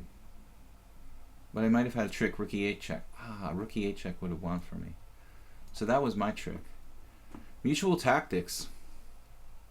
Queen takes a2, rook e8 check. That would have been nasty and won on the spot. Now he's threatening to like kill me. That's really, speaking of nasty.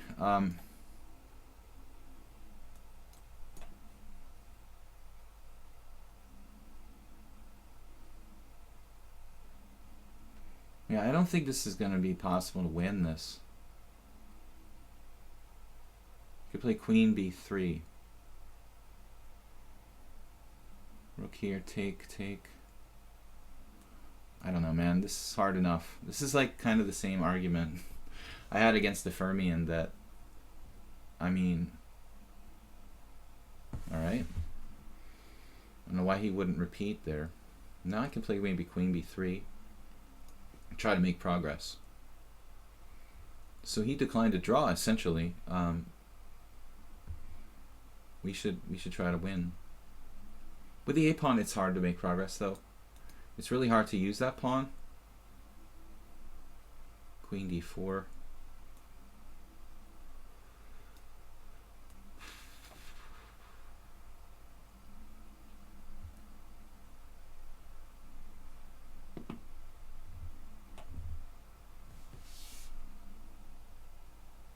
Bishop d4.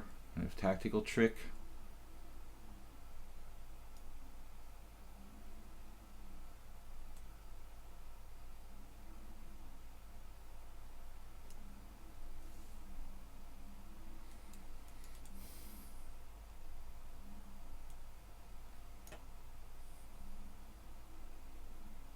What?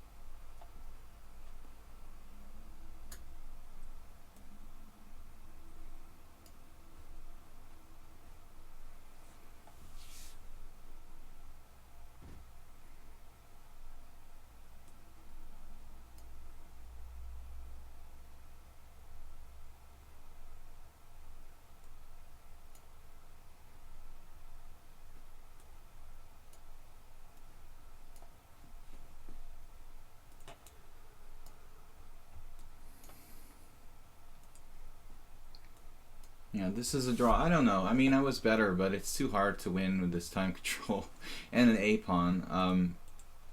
And I still had to be careful because of my kingside weaknesses. So I wouldn't even say that white had ever a winning position. Maybe, you know, I should have played better, but I'm not really comfortable playing this kind of tactical position for a win, and I can get checkmated if I make one mistake. Pretty hard to do. All right, good game. So Geese is black. I've been playing e4. The time you offered white was better. No time play, no anger. I'm not playing for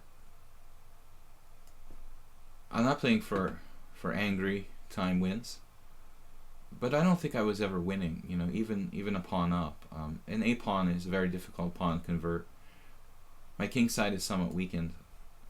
All right, so yes, I could torture him if I played perfectly, but that's difficult to do when you've got like 15 seconds every move.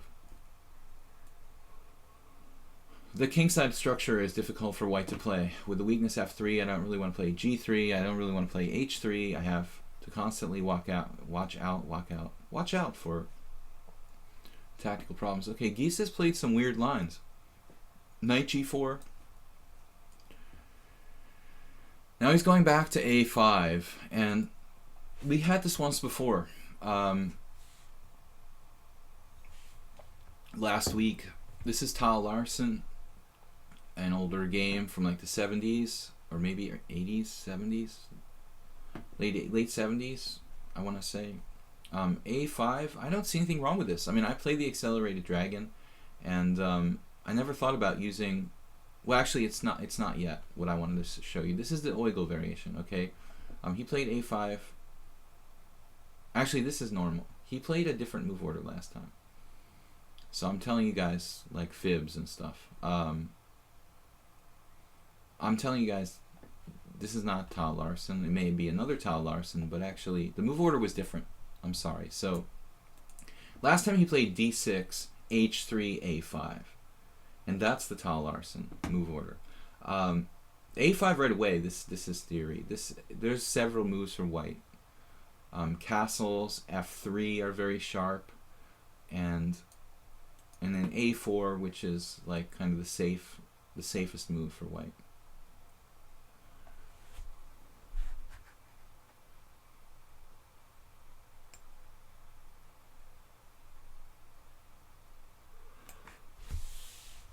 All right, so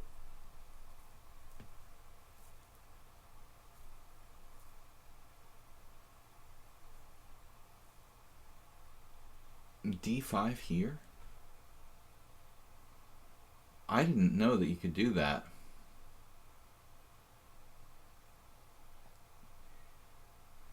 What's this about?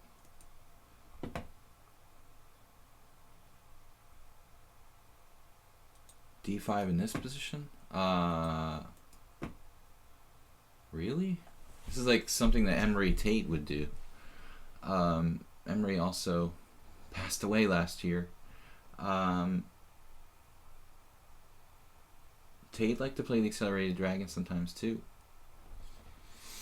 So d5 though, Geese. Okay, knight takes d5. You have knight takes e4, but pawn takes d5.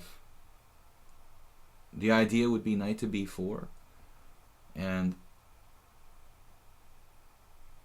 man, I mean, this seems a little bit unsound for black. All right.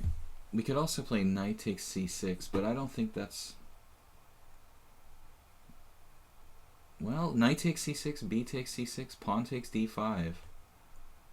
Knight takes d5, knight takes d5, pawn takes d5, bishop takes d5, rook b8. And it's hard to defend my b2 pawn. Try to learn the accelerated dragon as well as I can, so thanks for playing e4. Yeah, I mean, I don't think that d5 is a normal move in this position. It should be wrong, but I don't know. Pawn takes pawn, knight b4. Yeah, I mean, I'm gonna have to challenge this, basically.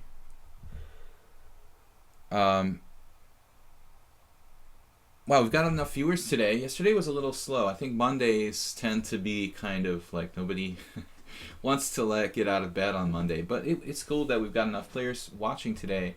I thank you guys for joining me here. Don't forget to check out my YouTube videos on Video Chess Training, my YouTube channel. This week I'm going to upload a review of my Sunday Simul, which I do on lichess at 6:30 p.m. CEST. Most every week. Occasionally we might have to skip it due to other commitments, but I try to do the Simul every week for 20 up to 25 players. So night before here today, this looks like a normal idea that I've used many times to temporarily sacrifice a pawn. It can also be seen in like the famous game like Botvinnik, or I want to say like Alekhine versus Botvinnik. Was Alekhine black or what? I can't remember, but you know, this idea exists in many lines of the dragon. We could play like d6, feed the pawn back. Not really working here. So I need to hold on to this pawn on d5 because I don't think this version of this sacrifice should really be sound. We have a couple ways to defend the pawn: moving the powerful knight on d4, or queen f3. When queen f3 gets my vote because it's developing a piece, but we do have to calculate what happens after bishop g4. I don't think it should be a problem. You know, we have squares to go to, so I'm not sold on this. I'm not sold on this. We used all our time to kind of describe what's going on and to make sure we're on the right track. We're down to like 7.5 minutes to 3. But if we made the right decision, you know, this is a position we should be able to play confidently and fairly quickly. If we've played correctly, black's position is just not really 100% sound. Whoops. Okay, bishop g4 now. Queen f4 or queen g3. Queen g3 looks a little more prudent. My queen a lot more exposed on f4 to moves like e5, for example.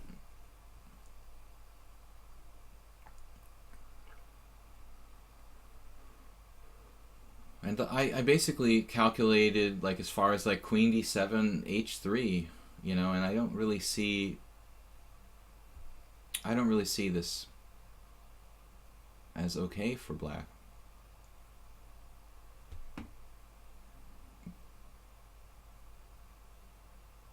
But there may be variations I didn't really look at. Interesting line, like in the event of bishop c8, you know, how would I defend my pawn on d5? Would I have to go back to queen f3, allow a draw by repetition?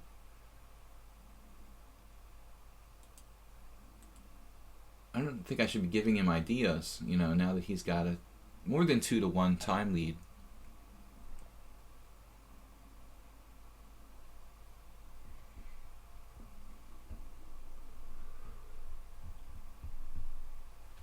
Resignanian has a couple of German books on openings. I guess if you're an NM, you should have a couple of books on everything.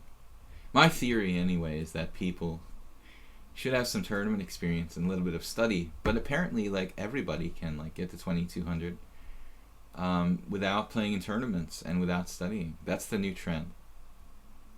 This will actually be the case, I mean, more and more, but you will have to study and play somewhere to get that strong. I didn't see the context of you guys having a conversation in the stream there. Resignanian City has a couple books in German. I don't mind like German chess books, even if I can't read them. I just like looking at the pictures. I have a really good endgame book by Panchenko. It's not published in English. I highly recommend it. Endspiel Theory and Praktik.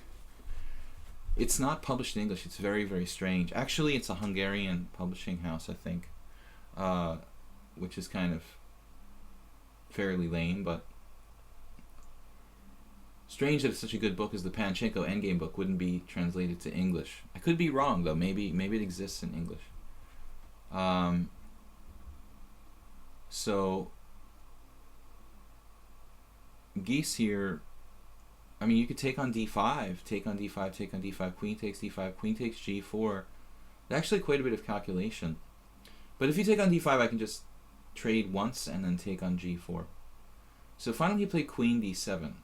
Queen c8, bishop c8, and queen d7 seemed like the logical candidate moves. Now we play h3, I guess. Because knight h5 is a threat. Is it not a threat to play knight h5? Well, maybe not. I mean, actually, knight h5, queen h4, bishop f6, bishop g5 type of thing would drop a piece for me. Yes, it's a threat. I think I have to do... I could also do f3 and give my queen the retreat square f2.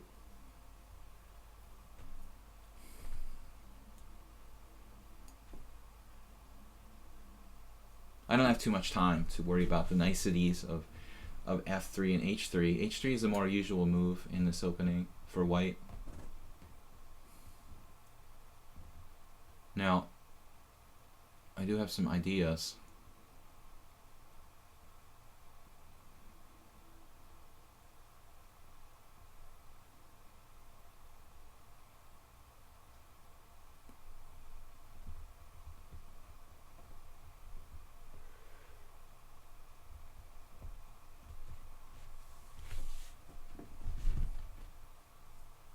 What happened? Bishop f5, right?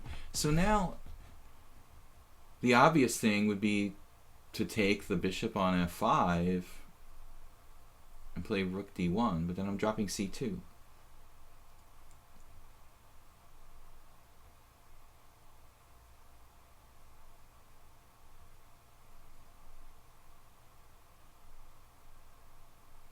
So I guess when you conduct a final analysis here, we're playing queen back to f3.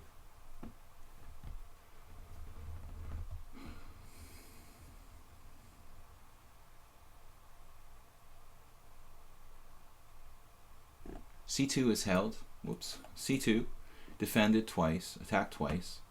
d5, attacked 3 times, defended 3 times. We're also controlling the e4 square. He can't invade there. Black can increase the pressure on d5.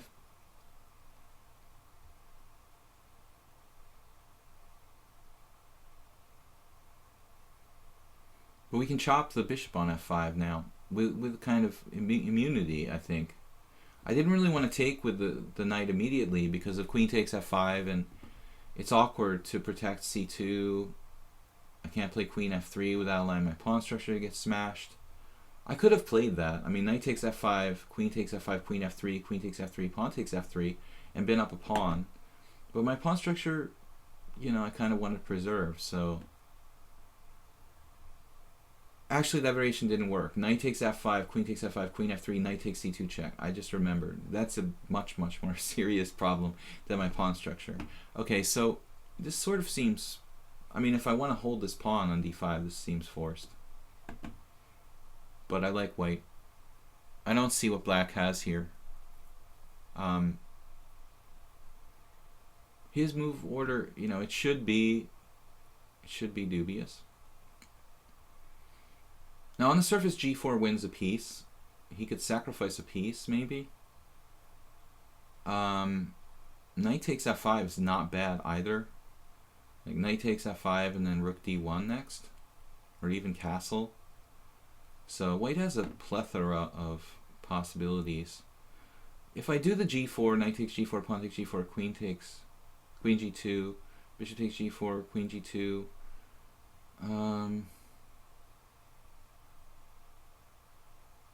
Really should be winning for me. I don't see, you know, how black has enough here. But I think that on the other hand, knight takes f5 also is a very safe way for white to play, and should be very, very good. Clear advantage to white after knight takes f5. But this is more critical. Obviously his bishop is trapped, so he's going to have to resort to some sort of desperate measures for desperate times. I mean, it definitely helps that I haven't castled. I can castle queenside. in some moment, maybe. And also the h-file. If he decides to sacrifice on g4, I might have a tactic on the h-file. He's a desperate man. He sacrificed a piece on c2. And I don't know which way to go here. I don't want to spend too much time on it. But d3, is d3 relevant? I don't know. Probably not, you know. Probably not that relevant. You can check me on d3. I just play king f1. I'm going to ignore that, you know, variation. That's probably not that big a deal.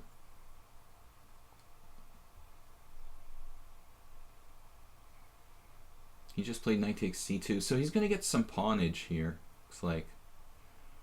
Bishop b3, interesting. Not looking good. I really need to trade, probably. With no time at all. Bishop e4 is interesting.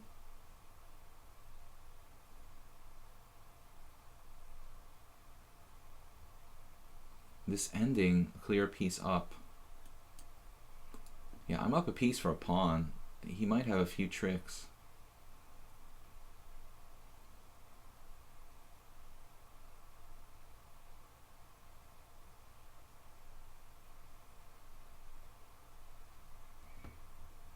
If this was sudden death, I'd be worried, but with the 3-second increments, after we survived against WGM Alexandra, we've got piece of sheet, Andrea, King, Wiki.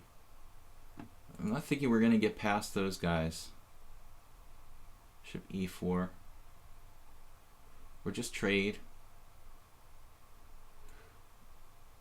Alright, let's just trade queens. I'm very low on time here.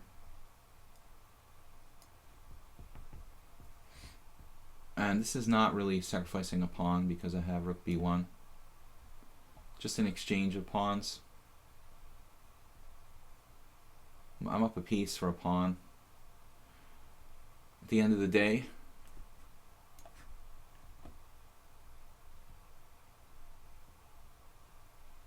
that should be decisive. Geese is not one to give up.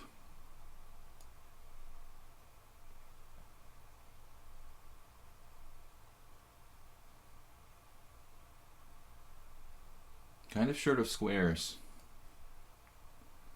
with rook e5.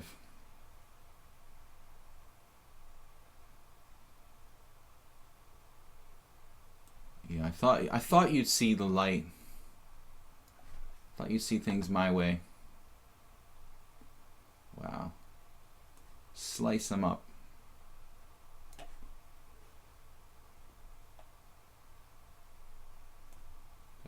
Subtle threat. Subtle threats. The blockade in place. Blockade it up.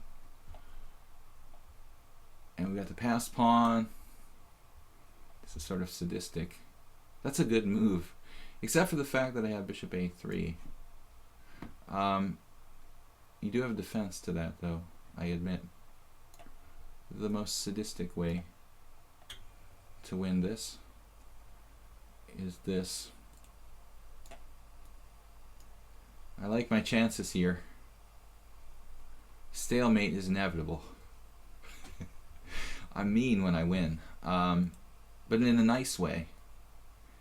So piece of sheet, thanks to the game Geese, we learned something about the opening there. Piece of sheet is playing, we've got this game, definitely one more, possibly two, but it really would have to be like one of these games is kind of quick. I normally have to stop at 12:30. Slice them up. Alright, nice, slice and dice. Piece of sheet. What are we doing against you? The old Indian. It's a kind of old Indian.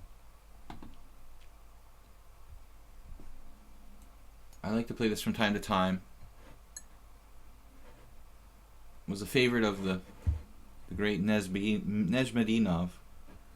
He's got a lot of A lot of cool games in this variation. Piece of sheet. We don't really have too much info on this guy.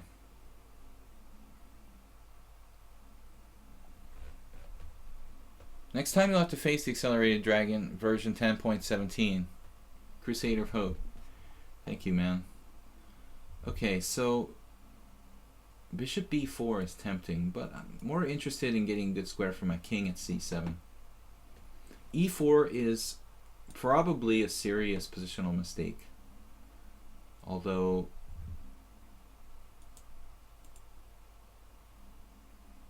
maybe he gets away with it here. Now what? I have to be a little careful about my move order. Knight bd7. I don't really like playing knight bd7, blocking my bishop on c8. Bishop d6 is awkward.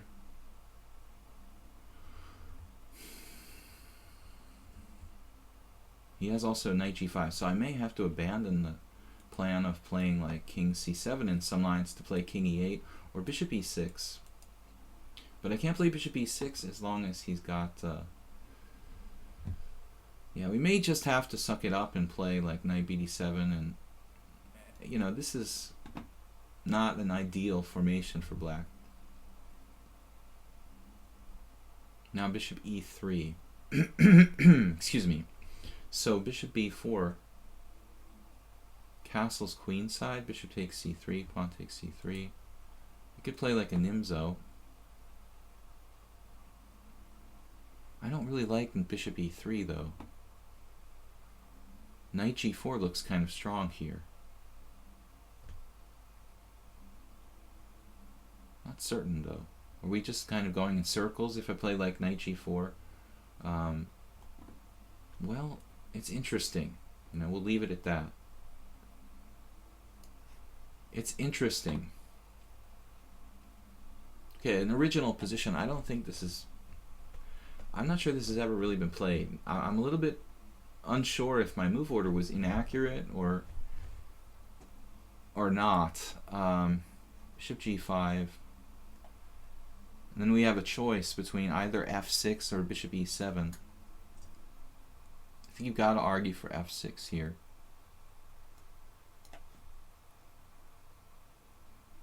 Bishop e7 is good too, but you know what? I mean, my bishop is going to be a powerful piece, bad bishop or not. Let's keep it on the board. Now, h3 was interesting there.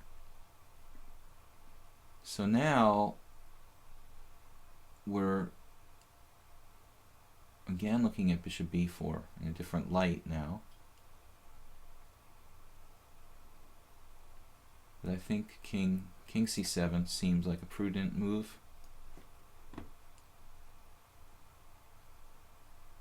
I'm not a big fan of the setup where white plays e4 in this kind of structure because there's a big hole on the square d4. But white is kind of a cagey player, and he's going to try to make it work somehow. But I don't trust it positionally. Bishop g3, okay, fine. I think finally bishop b4 is looking tempting again, but rook c1. Oh no, then I have knight c5. Okay, I like this now. Nimzo Indian sort of pressure on the e4 pawn. With this bishop shut out on g3, a definite Nimzo Indian type of situation here. Although white can probably defend.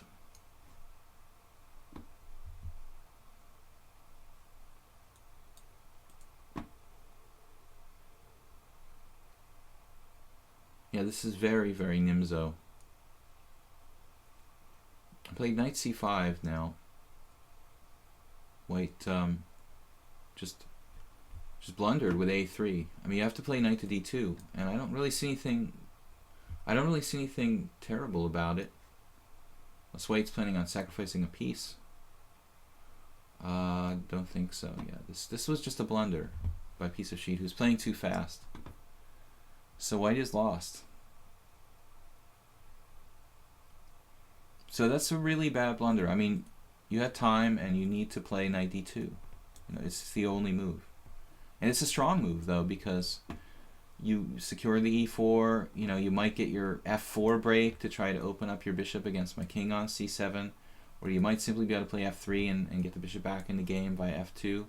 I think after knight d2, a5, white isn't necessarily even worse. Maybe a little bit worse. Maybe it's the wrong plan, a5. Maybe after knight d2, I should reroute knight e6 and not give up my bishop on c3.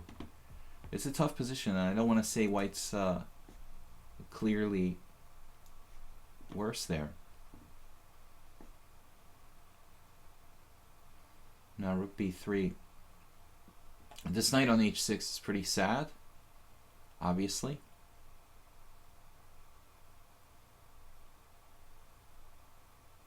It's knight f5.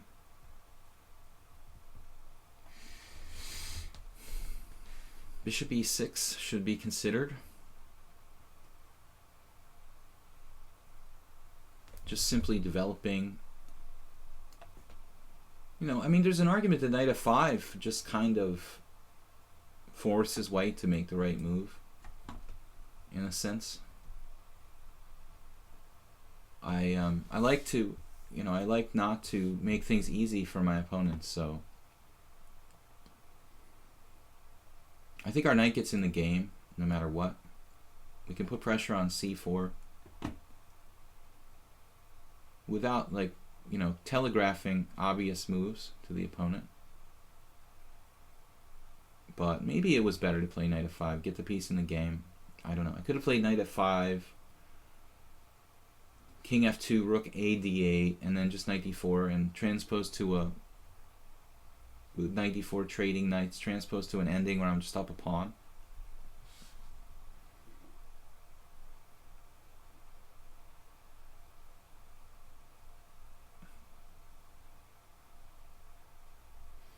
What would be the best opening against the Queen's Gambit? Well, if you ask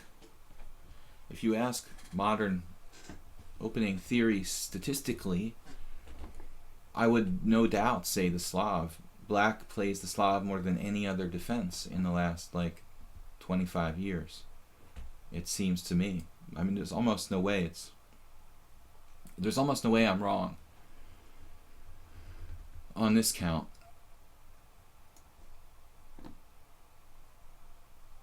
The Slav is super solid. It's fairly, you know, easy to understand the plans. I'm tied down to this h7 pawn, which is kind of a disaster. We do have knight d6 though. Looks pretty strong.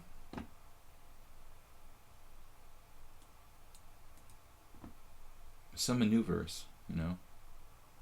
Yeah, I have a neat move here for you. Maybe knight b5.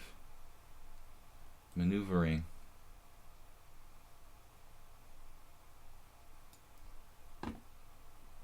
The maneuvering plan into d4. Kind of a belated version of... A lot of people would play like b5 there, but I don't think it's necessary. Any tactics? None. Okay. So piece of sheet though, you know what? I mean, he's hanging in there. He's hanging in there with a inferior position, but still, it's not that easy for me to really do anything. Just play h6. And we're up a pawn for nothing, basically, but it's still not that easy to convert this to a win. It's kind of like sensible move now, b4. Grabbing space on the queen side. I want to think about a5, even opening the line. Actually, it's not a bad move. It's a little dangerous, you might argue. Maybe I'll just try to simplify somehow. Bishop g8. Oh, that's the plan, of course. Knight d6. Uh-oh.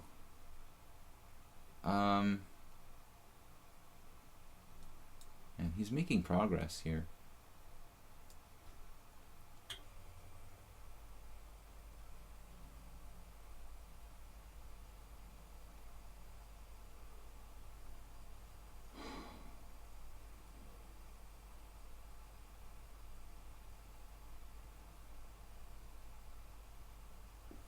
I'm winning, but it's a very frustrating sort of position where now I really have to work like a dog. I let him have too much space, made this position sort of difficult for myself. Although a5 looks like a nice try. Maybe not right away though. Man. All right.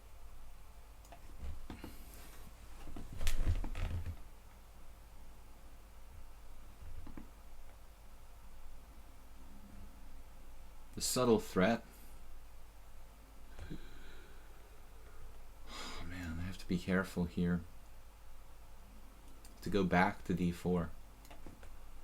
Jeez, man. Piece of Sheet is an interesting player. It's weird. I get this really indescribable sort of feeling about it. Like, I don't know how good he is. In one moment, he seems like a master. The next moment, he seems like an amateur completely. Very much difficult to really put a label on him. He's lost all the games, but there were moments where he seems pretty strong. And then again, like, he seems pretty weak. So it's impossible to put him on, you know, to really guess his exact strength. I guess I have to think about sacking the exchange here. It's getting really kind of ridiculous. But this consideration of rook takes d6, although that I think is basically a draw. I don't think I can do this as a win, you know. If I sack the exchange now, it just seems like I'm going to be basically fighting for a draw. b6. I guess b6 is my only hope to complicate this game. It's sort of anti-positional, you know. And look at that answer. He quickly played knight e4, which is pretty strong. You know, he wants to use like the c5 square. So this player is very hard to evaluate, you know, how good he is. Very hard. I really don't know.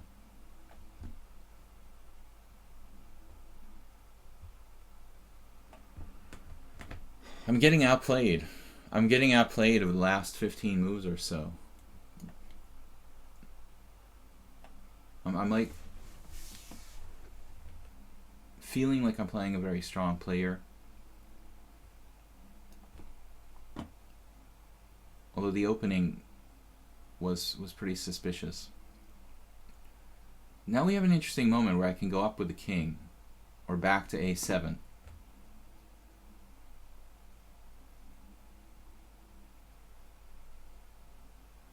It's obviously much safer to play king a7. And I don't know, maybe a5 weakened his b-pawn, but I'm not sure it's so easy for me to do anything about it. This was a little risky to go up here to b5. Guys, this is going to be next to last game. We got one more game against Andrea Peroni. This game took much longer than I anticipated, and it's still ongoing. So it's a tough struggle. We're hanging on to our extra pawn, but I'm not even sure if I can win.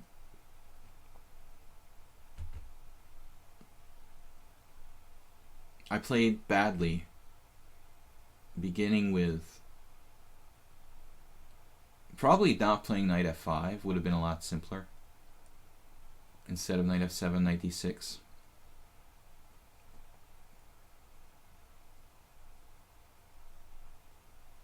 Now knight to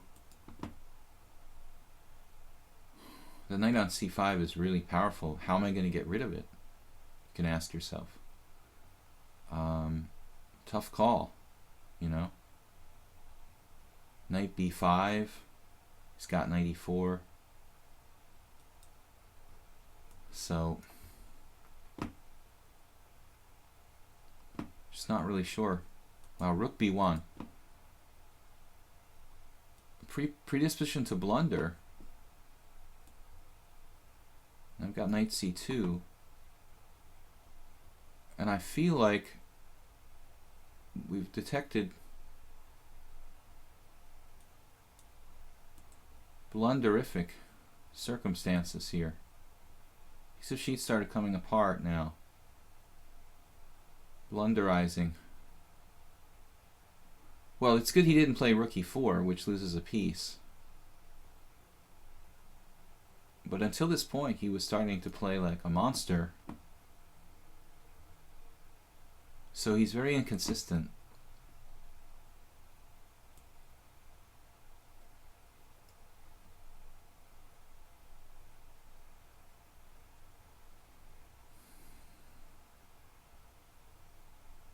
And I think this is 3 pawns up. There you should have gone to the knight ending and played like knight e6, but it's probably lost anyway. So piece of sheet, man, pretty good feel for the game, just predisposition for blunders and big mistakes. I think once you practice more and play more, you've got a lot of potential.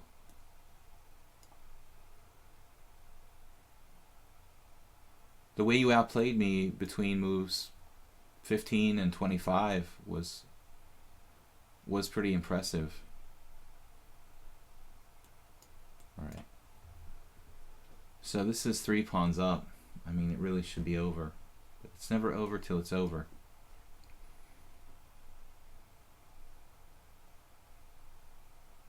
And there, king e4, king f5, active play, only chance. Try to get in the king on g6 and take my g7 pawn. Now the king is cut off and you have no counterplay. Absolutely last chance to go in there with the king. You probably shouldn't have allowed that. Alright guys, you know, barring a blunder from Andrea, this will be the last game. You want to help the rest of the players make a quick blunder and give them a chance to play, Andrea, but I think you can do it. We had a really interesting game yesterday in the wing gambit. I guess we'll give him a chance. He was very excited to play this wing gambit yesterday, and yeah, Lord Alamo, you're welcome. Your head is cooked. Yeah, I get cooked after 2.5 hours. That's why I have to call it. So d4 right away. Well, I mean, usually a3, d5, e5. This is an interesting interpretation. d4 right away. But it probably transposes. I don't think there's any like big difference here. I have seen occasionally like takes, queen takes, or c4 or something bizarre. So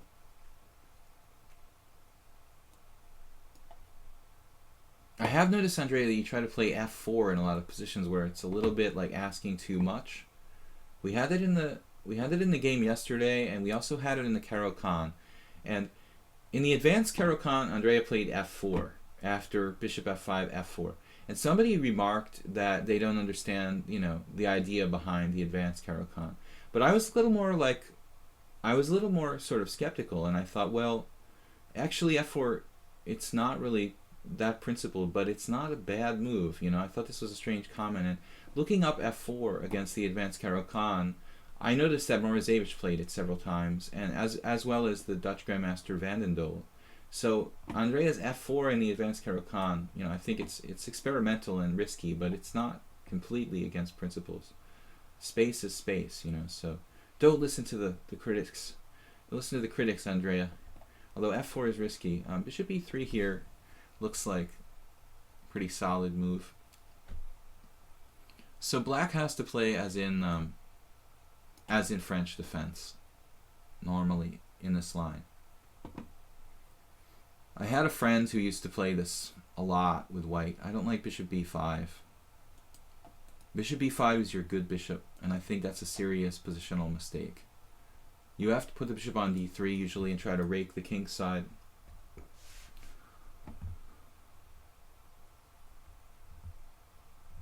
Actually, I annotated a game for chesslecture.com where I work from the pick off a pawn here. From the Isle of Man tournament where Shirov was white in a winnower against in round 8 against the Indian female grandmaster, men's grandmaster Harika Dronavali, and Shirov actually played bishop b5 in a winnower and kind of a main line, and I don't really understand that move, you know, like if you guys know the winnower French, I mean, if you think about it, why is white playing bishop b5 in a winnower, you know, when it's your good bishop? And it's interesting. It is a line, and I have seen it, but I always kind of wondered, like, why do you do bishop b5? Because, you know, this is a piece that could get traded off. It's your good bishop. So Andrea made a serious positional mistake there. You need the white squared bishop very, very much in these kind of positions. So he doesn't have any compensation. I have compensation for his material here, basically. That's where we stand. Actually, no, I could get in trouble here if I could get in trouble if I let him play rook b1 and pin my bishop to my pawn. Just play classically. He doesn't really have enough pieces for a serious attack on the king side. Famous last words. And also he's playing too fast.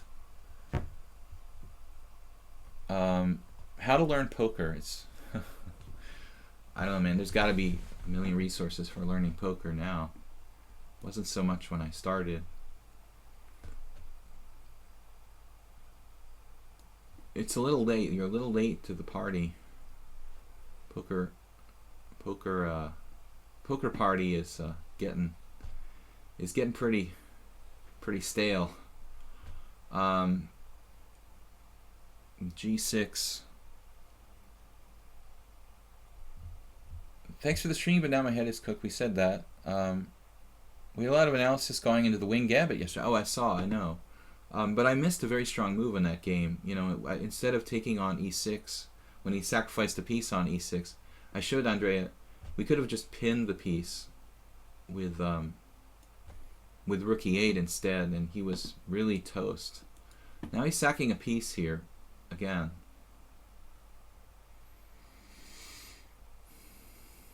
Which is admirable, but I just still don't believe in this one either. I think that black's gotta be okay here. My king side is just not that compromised. I can play rook g8 and rook g6, bishop e7. Actually, yeah, I mean it's really an unsound piece sacrifice, sort of born out of desperation from Andrea here. If I can finish Andrea off quickly, I could. Now knight g4 is interesting here too, but knight e4 we might say is also good, and might be forced because actually he's got rook takes d5. The rook on f5 is hard to deal with, I admit. Maybe we need a subtle move. Queen e7 looks pretty good.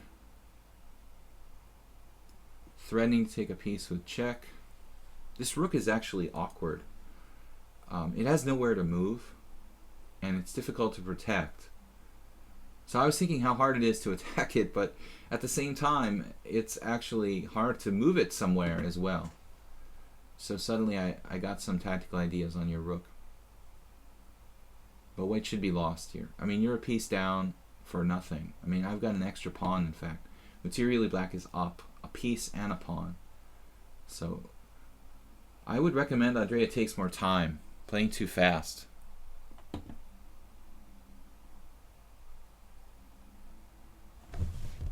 Don't go into Poker Stars. Too many Russian all-in callers. Oh, brother. You sound like somebody from one of the forums, Sorotje. That's not my issue, you know. It's just like rook is nowhere to go. The issue with Poker Stars is simply, you know, lack of players and and lack of rakeback and other cool stuff that used to exist. So if you're gonna play, I guess you almost have to play on PokerStars, but it's not the old online poker that we knew for so many years. This looks like winning. Just winning. Sorochi with the anti-Russian comment, man. You're fueling the Cold War. The Russian all-in callers. The everybody all-in callers, man. Alright. Andrea.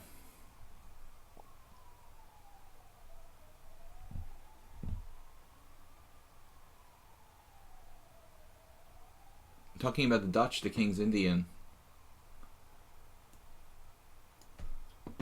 Yeah, those Dutch players. I could have played Rook C2. It was much stronger. I kind of spaced and forgot. Man, Rook C2 was brutal. That would have initiated a very strong kingside attack for black. But this is good enough. We're up a rook and a piece and a pawn.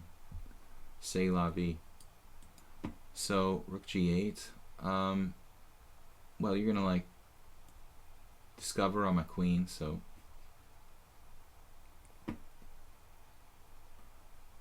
a little threat against H2. Watch out. Guys, I'm gonna wrap it up with this game. Would like to play another one, but I've gotta go. Had a recording that was canceled yesterday. I have to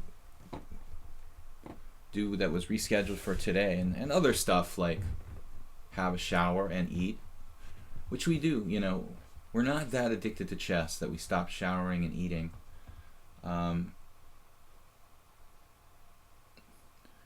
Fortunately,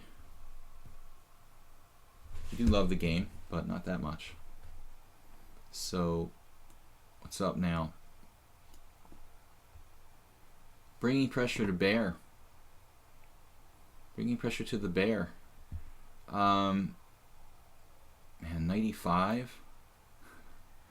You gotta try 95. There's no mate on F7 though. If only I had the pawn on G7. You could play for a mate there. And this is gotta be over. Queen takes H3. There's still some tricks, but not enough. And rook takes G2 check. You're tempted to play that, but it's just not necessary.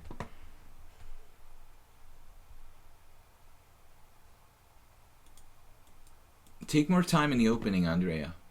Don't play a move. You got plenty of time. Save your time. If you lose on time, you lose on time, but you need to slow down. I mean, maybe you play a lot of faster games off stream, which is fine if you want to do that, but whatever time control you're playing, you need to manage your time and use your time as effectively as you can. Doesn't mean like hoarding your time, or it means developing an ability to, to use your time effectively. And here you need to play the best moves, because a strong player is going to find pretty strong moves with this time control. I mean, the average game with the 8-3 time control is going to be a lot better played than a game in bullet or blitz. It's going to be a lot less sent upon loss, a lot less mistakes. You got to learn to take your time. It's okay if you want to maintain a time edge. A lot of players like to play with a little bit more time than the other guy, which is fine, but try to use some of your time at least. Tomorrow, Weird Wednesday. That's what we have Soroche for. He's gonna dress up. He's gonna dress up in a costume on Halloween. What is Halloween falling on? It would be cool if it would fall on a Wednesday. Let me see. Where are we at? Halloween. No. It's on a Monday. We'll have a Halloween stream. Yeah, what are we gonna do for Halloween? Alright, is there a mate here? Is there a mate here? There's gotta be a mate, right? Almost. Check. Look at all these guys coming down. Rook C1. And then Queen H1. It's still not mate. Still not mate. It is mate. Oh my god, I forgot. I forgot.